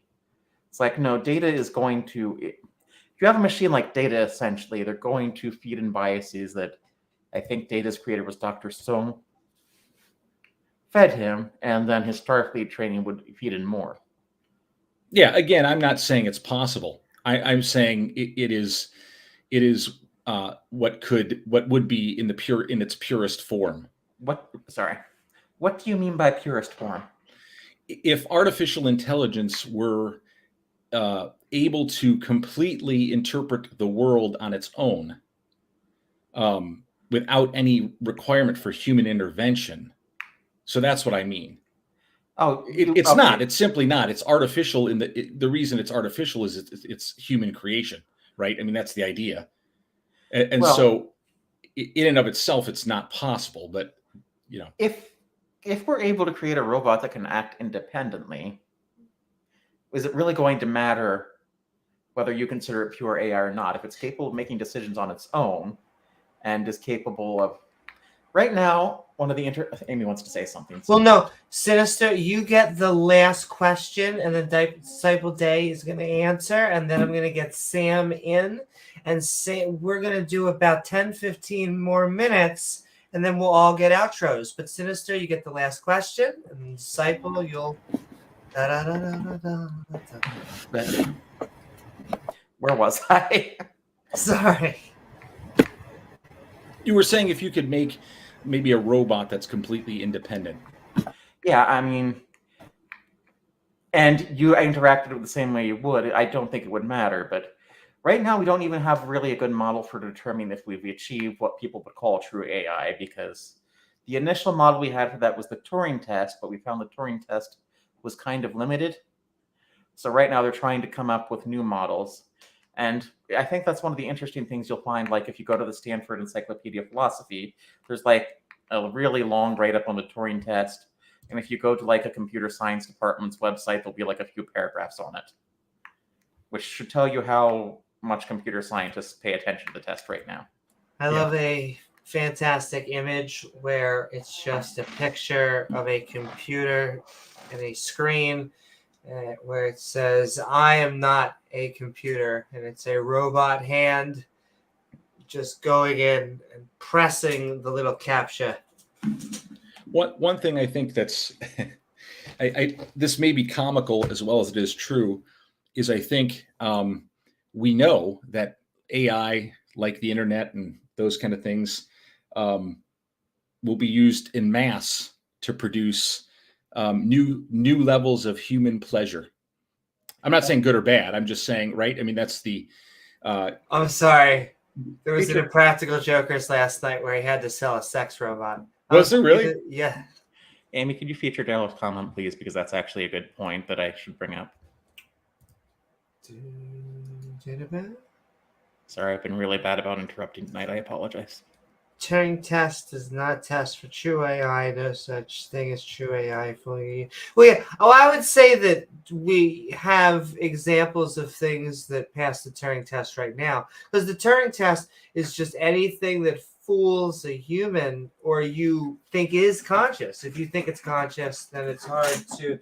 Then by definition, it passes the Turing test. So I wouldn't say that it's useless. I just think that we have met that, and so there has to be better, more accurate methodologies. Yeah. And I also wonder how many humans would fail the Turing test. Anyway, Disciple last word. Well, just in its truest sense, artificial intelligence remains artificial. So it, I think that's the bottom line we're all getting at. Tom, welcome. That was all. I don't really have anything to say. It sounds like Sam would like to come in. All right, we're getting Sam in. He's going to be our last person of the night, our panelist, as we have been skeptic and ranting the purpose of consciousness and a God, as well as a purpose. Sam, how are you? What are your thoughts? Doing well. Thanks for having me on. I just wanted to maybe add a couple things about how AI is designed and, sort of the failures of that, and some thoughts of where it was supposed to go originally. So Marvin Minsky was the MIT scientist who founded their AI and robotics stuff back in maybe like the 60s or so. And back then, 50s, the focus. Mhm. And so the focus back then was on trying to emulate like almost how a child might learn, right? Which is sort of playing around with blocks and just kind of starting from scratch and investigating the world, which is kind of similar to like what a Roomba might do when it's trying to learn the room it's going through. Sorry, my dog barked. But essentially, you know, I think what we have today and sort of the goal of most artificial intelligence out there is it's almost like a Netflix recommendation algorithm. Is like based on what I'm seeing, I'm going to guess that this is pretty close. Or, you know, there are things like visual, like with Tesla cars trying to drive as well. But a lot of that is based off of like neural networks and that type of architecture to deep neural nets, things like that. But I just wanted to bring to the panel that there's someone named Pedro Domingos who in the past couple of years has been talking about there's essentially 5 tribes of machine learning that he's called it. And so each of these tribes like has different algorithms that they typically are using, whether that's you know, something called a support vector machine or a neural net is one of these tribes. But essentially, you know, he talks about like the strengths and weaknesses of these different tools. But I just, in my opinion, you know, a lot of the AI out there are really leaning into one or the other, and it's not fully like comprehensive to where, you know, maybe in the future, what he calls the master algorithm is something that touches on all of these bases. And that might be where we start getting closer to, you know, emulating consciousness closer versus like reading. By not a mistress, I'm just fucking with you. Can you provide links, please? And I do know sure. there are, and generally what we do with AI right now is we try to develop it for one specific application. We're not doing general AI. Yeah, and this is all tying into like that artificial general intelligence is where that what he calls the master algorithm would come in. But yeah, it's just that right now it passes the Turing test, right? Like a lot of people, you could read something from ChatGPT and it looks pretty authentic. So it's at a cool place now, but I do think it's not trying to do the same thing that like the human mind is, for example.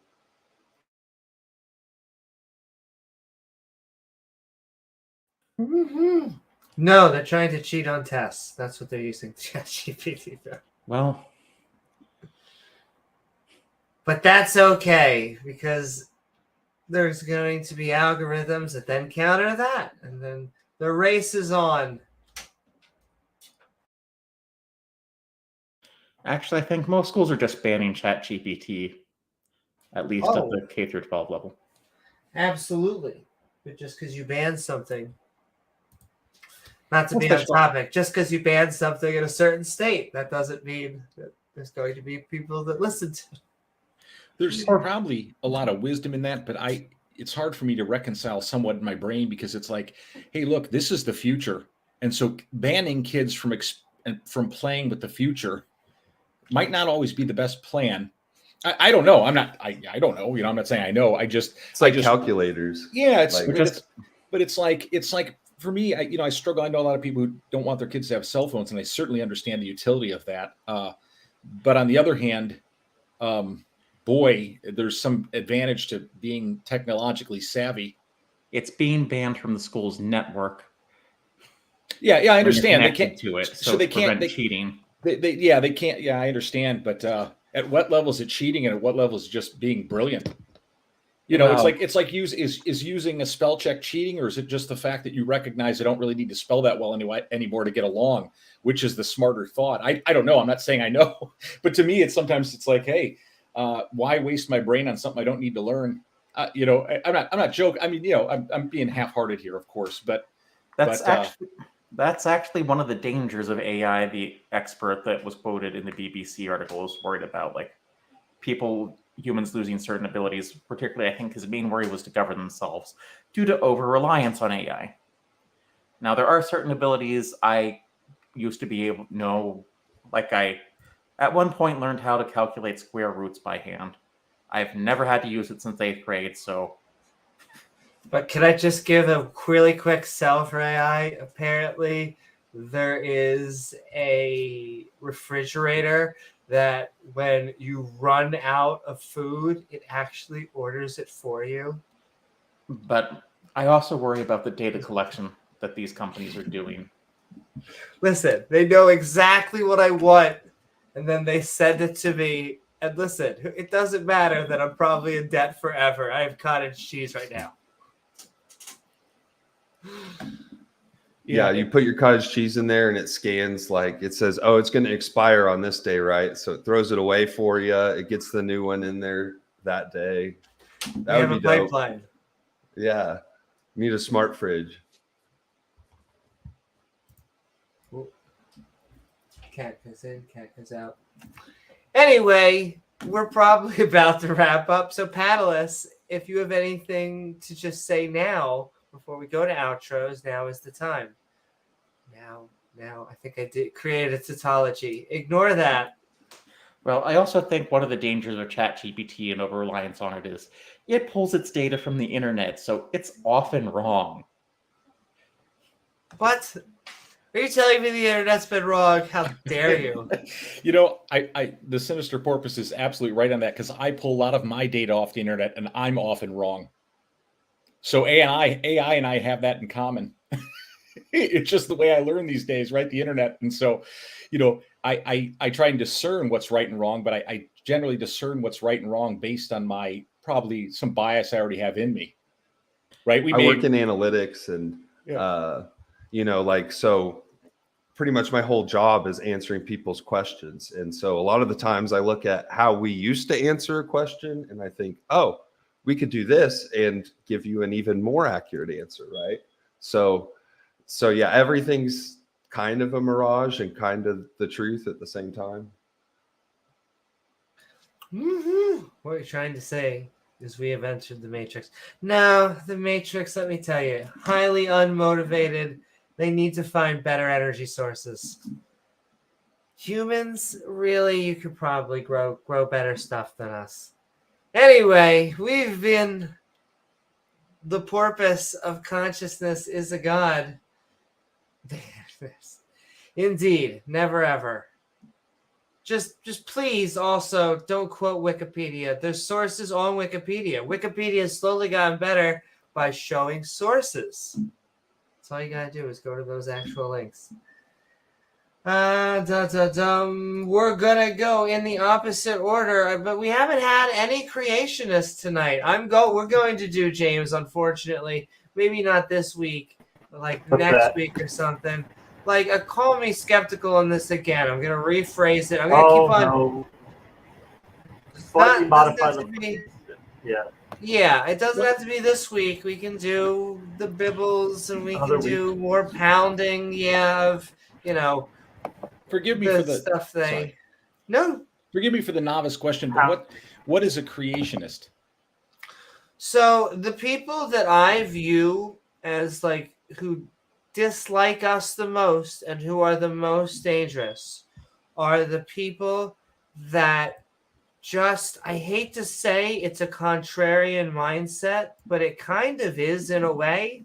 They don't view it that way. So if you believe that the earth is 6,000 years old, if you believe that evolution is a hoax, if you believe that the world is flat, if you believe that vaccines are bad for you, if you believe that we didn't go to the moon, if you believe that the world is not getting warmer, a lot of these get politicized, but they're not. They shouldn't, because they are just science. I'm trying to think of other. Thank you. Well, that clarified it for me. I didn't know, because I do, as a Christian, I do believe God created the universe, but with your description of, I much more understand where you're going, and the Earth is flat. I don't roll off it. No, I'm just kidding.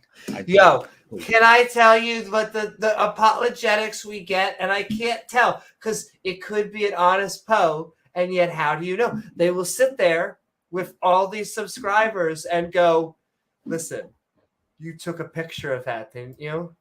Picture's flat. Boom, mic drop. And you're like, that is an actual joke. Like I'm saying, not a joke is an ad hominem. You just made a joke, right? And they're like, got a rebuttal or what? You're like, where am I? What am I? Is this Thanks the right for clarifying timeline? that, though, for me, Amy. Thank you. Absolutely. Specifically, what she's talking about is more commonly called the young Earth creationist, because a lot of old Big Earth Bang. creationists Why you say do believe in evolution. Yeah. No, so if you are, there's probably a lot of Jews, Christians, and Muslims that I would probably actually be on your side on. And if anyone actually came for, well, if they actually came for the fundies, I'd unfortunately have to be on their side for it too. But generally speaking, I like the theists that are on the side of the separation of church and state. The people that actually want to make society, livable for everybody. I'm just ranting at this point, though it is in the title. Woo! Yeah. what they signed up for.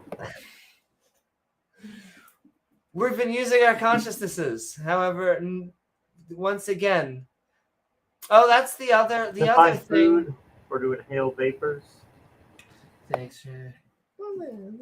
I can't.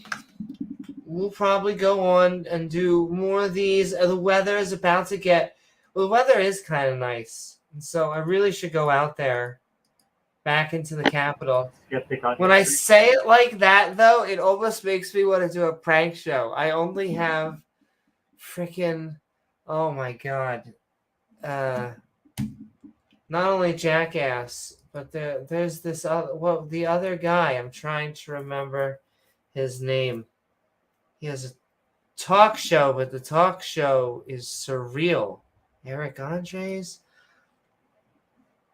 Something like that. Someone tell me, or I'll look it up before we go. But expect more fun content more more uploads, more everything, because we want to grow the Skeptic and Ranting community. Enough ranting from I'll do the shills later at the end. Let's get everyone to actually say what's on their mind. We are going into outros, the opposite that we came in. Once again, that also is a concept that bothers certain portions of the United States and religious fundamentalists worldwide. Anyway, we're going to our outros.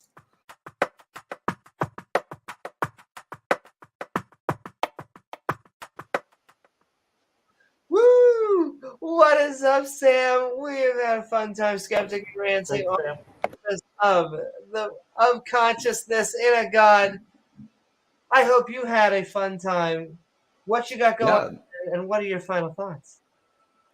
Yeah, thanks for having me on here at the end. So I think moving forward, we could see AI almost like Clippy from Microsoft, right? Like a little paperclip dude who says, "Hey, here's what I think," and we get the final say about that. I can see the things that we're building now as kind of helpful tools to get us part of the way to what we're trying to do, but it's definitely good to put human oversight over the assumptions that get made, because the training data is very biased or wrong. So it might not grade a paper and know exactly, if it might say that the paper's written well, but that doesn't mean that it knows if you're accurate or not, right? So I think we should understand that things like ChatGPT are very eloquent at this point. But we should still take everything with a grain of salt. Absolutely. Thank you so very much, Sam, for coming on and talking AI with us. And Thanks for having me. Keep on coming on. And Disciple Day. Chris, this podcast is sponsored from the one vote. Somehow there was only one vote and it went the other way. That's okay. That's good. Well, I want to thank you. We've been Skeptic and Ranting on the purpose of consciousness in a God. I am sending love to you. What are your final thoughts? Well, first of all, thank you again for having me. I really feel it's a privilege to be here, and Sinister Porpoise and Sam and James and you, of course, were just so lovely to talk to. I just have a lot of fun, and so I appreciate it. I'll say about AI, just because we were talking about it, I find it so fascinating, and I like working with it. I'll say one really good thing about AI that I've just found wonderful is it unleashes human creativity from like the leash of educational ability. In other words, you know, and it's still got to get better, right, with programming and stuff, but there'll come a day certainly where someone's creativity is not limited by their ability. What I mean by that is there are some people out there who have some amazing ideas and thoughts for, let's say, developing a program, and yet they're limited because they don't know how to write a program and they can't afford to hire someone to write a program. And someday this will just unleash their creativity. And so we're going to live in a world, I think, where creativity is just unbounded. And certainly that brings some risks, but I think there's a lot of beauty in it because I know some wonderfully creative people.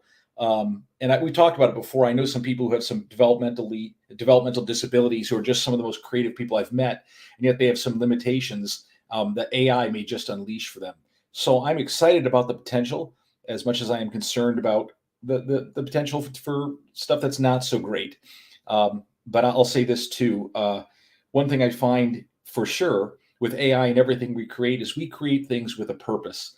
And so we don't create AI for the benefit of AI. We create AI for the utility of human beings. And so I'll just end with this as a Christian, right? Is I believe if we were created, so I'll say if we were created, the chances are we were created for a purpose, not our own. And so I find it to be interesting. And so I love you guys. Thank you for having me on. I really appreciate it. And hopefully we get to speak again soon. Thank you. Thank you so much, Chris, for coming on, and keep on coming on. Always lovely to have you here. And sending so much love. I cannot help myself. I'm being consistent. We have been Skeptic and Ranting on the purpose of consciousness in a God. I hope you have a fantastic night. And what are your final thoughts? I think one of the it got into AI, but how do we know that we aren't just some AI created by a God if a God exists? Because we don't. We do know that our brains do not function the same way digital computers do, and we've known that for some time, which also makes our brains more efficient at certain tasks than our digital computers are, even though our digital computers tend to be more efficient at calculations and computation than we are. I don't think, but Disciple Day said something I wanted to touch on, because as someone on the autism spectrum, and they did change it like a couple of years ago, it would have been Asperger's syndrome, and if you ever go into a computer science department at university, you'll meet more than a few professors and students who are on the spectrum, most definitely. But it's generally, I believe it's classified as a pervasive developmental disorder. I'm not sure. It's not my focus, but what was the point I was trying to make? But I do not think that AI is going to totally liberate us from the lack of certain abilities. It may help some people, and that's going to depend on what the AI is programmed to do. But I think what we need to do right now is generate some kind of overall regulation, perhaps some kind of world governing body for AI, and limit what can be researched. Google's head AI researcher recently resigned over concerns that it was regressing too fast. Google CEO recently said that the company should be allowed to regulate AI itself, because nothing ever goes wrong when we allow companies to regulate themselves, or allow companies to put in people who favor the company's regulations, such as Chairman Verizon Shell Ajit Pai, who decided that we would no longer have net neutrality, something I may still be a little bitter about. Oddly enough, all the experts were telling Ajit Pai that he was wrong. So if we really want to get a grip on AI, we basically need to vote a lot of people out of Congress who just are willing to take money from these companies, get people in Congress who understand it or are going to listen to the people who do, and make sure that we can build these fail-safes into it, like as Asimov suggested, like programming certain rules into his, he wouldn't call them AIs, and one of the things that baffled me when reading those books years ago was the fact that they were all mathematicians, but now that I understand all early computer science were mathematicians, that's probably why. But it's going to be it's an exciting time too, because AI has done a lot too. But right now, AI does not have the creativity of humans do. And what it allows us to do is basically extend some of our own creativeness when we don't have the ability, which I think what is Disabled Day is getting at. But we also have to work out some of the ethical issues with the AI programs that do that, because the training data also needs to be restricted. I also think we could use large language models and restrict their data to study certain groups for law enforcement purposes, and there are problems with that too, but let's say you wanted to see what the white nationalists are up to, you could create a large language model and use Stormfront's data and try to query questions that way. I've probably rambled enough and probably should have had a script for that. So remember, everyone, be excellent to each other, and so long, and thanks for all the fish. Thank you so very much, the Sinister Porpoise. And I will say, if you also want to get, about to give it to James, but if you want to just track data on racist groups, you just need to check a lot of porn history and look for dominant BBC. Okay, anyway, we are going to hand it over to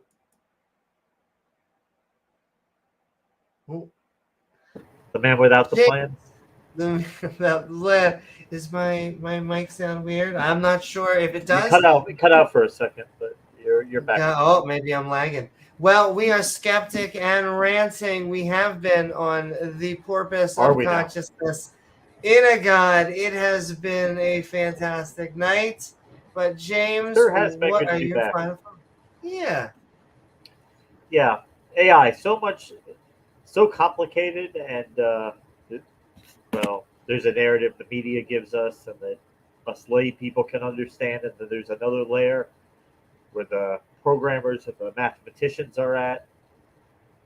Trying to fuse the two together is a bit challenging. I think you end up talking past each other, over each other a lot, because we're just not talking about the same thing a lot. The terminology might be the same, but the way they use it is different. But it's still really interesting. Like it or not, it's coming. There's no way to stop it. So we'll all probably be enslaved by it sometime in the next 40 or 50 years. But hey, we got some time between then. Thanks, guys.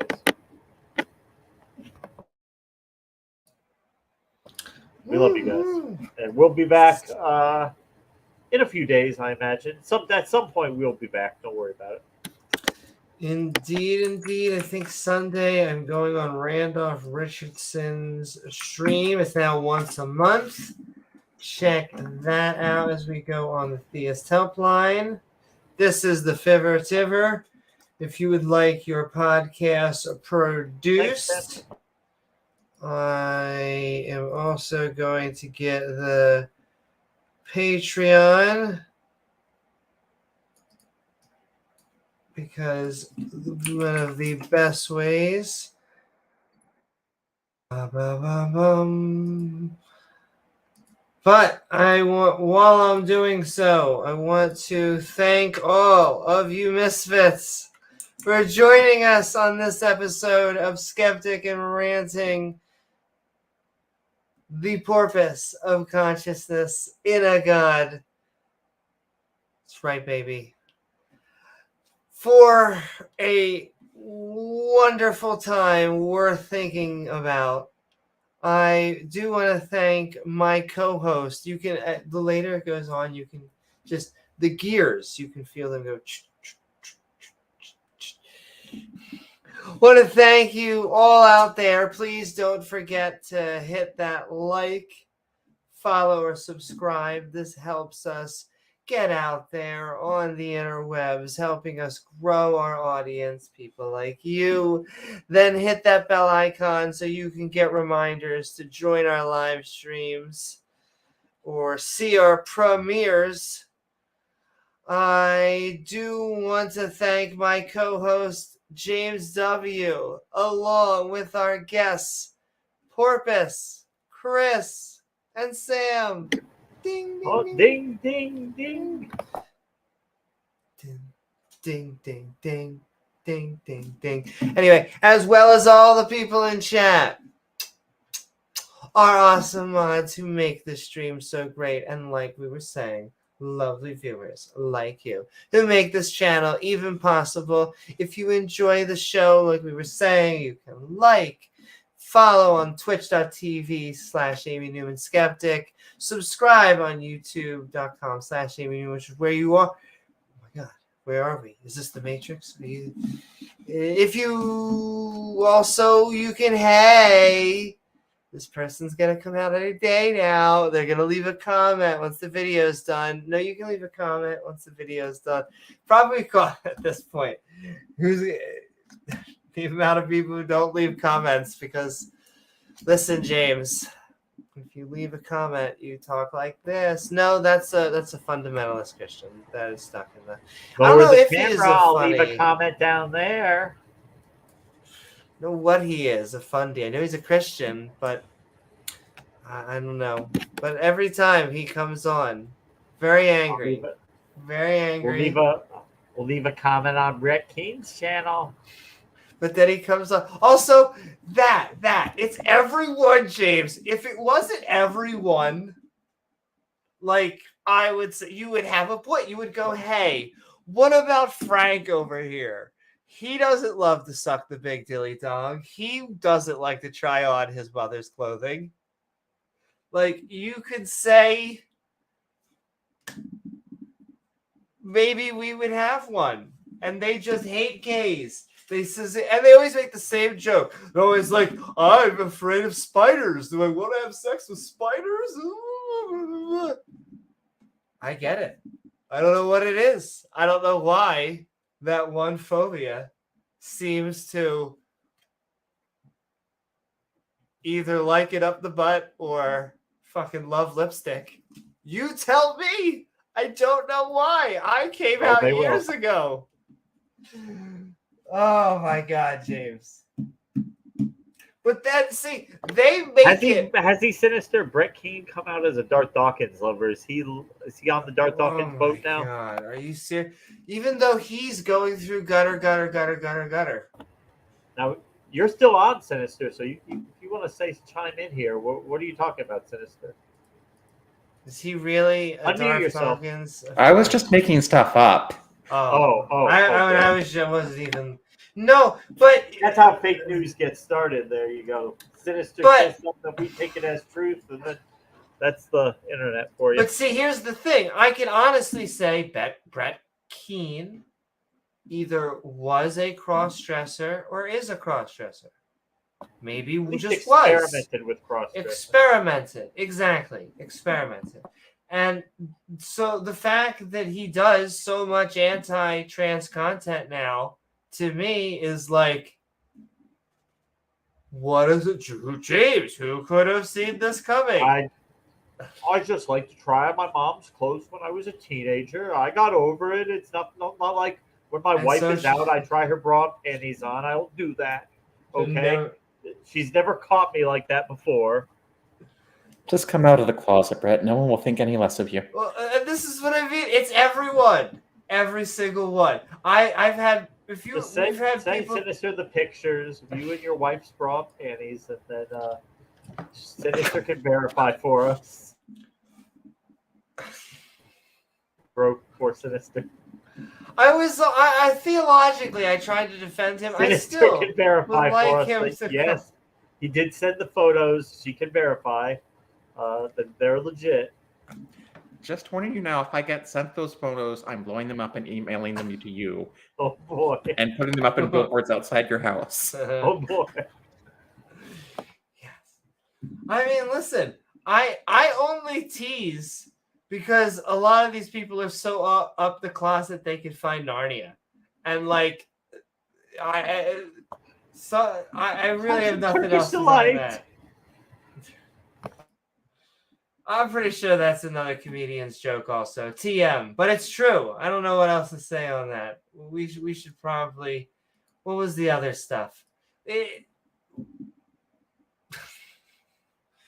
I was into Malfiism. To begin with. I was in a Malfiism. I understand if you're going through a lot of the harder views of a god, you actually believe in a god, but there's just so much shit in life, and yet.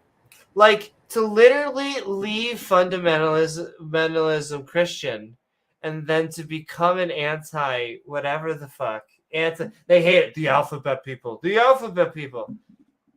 But yet every one of these Was there going to be another letter tomorrow? There's going to be another letter? Where does it stop? Yeah, and apparently what it stops, they'll run through the whole alphabet and then they'll have to add new letters? Or go to the Greek alphabet? But apparently, what actually is the next step is they're just coming for the us all over again. That's just it. That's just new ways to complain about it, new ways to bitch about things. But once again, we'll get over it. We've faced worse things. It's just it is the culture war of the Karens. Can we speak with your managers? But hey, we'll get through it. You could also leave a super thanks. It's like a super chat. We're sending so much love. We hope you enjoyed the episode. Exactly. So amazing. We'll send love to you. And after the show, the Skeptic and Ranting Discord server opens up, the link of which is in the description below, along with all of our fantastic channel members, which you can join by hitting that join button and getting our evolving badge system. It evolves with time. James, once again, one of our gods. And the best way to help us make even more content, now is the time to do the shill show.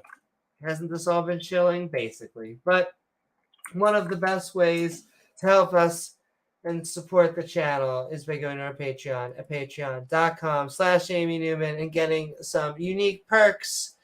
Woo! I am Amy Newman. However, we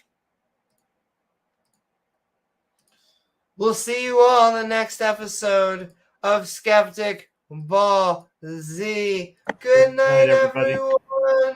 Mwah. Here we go.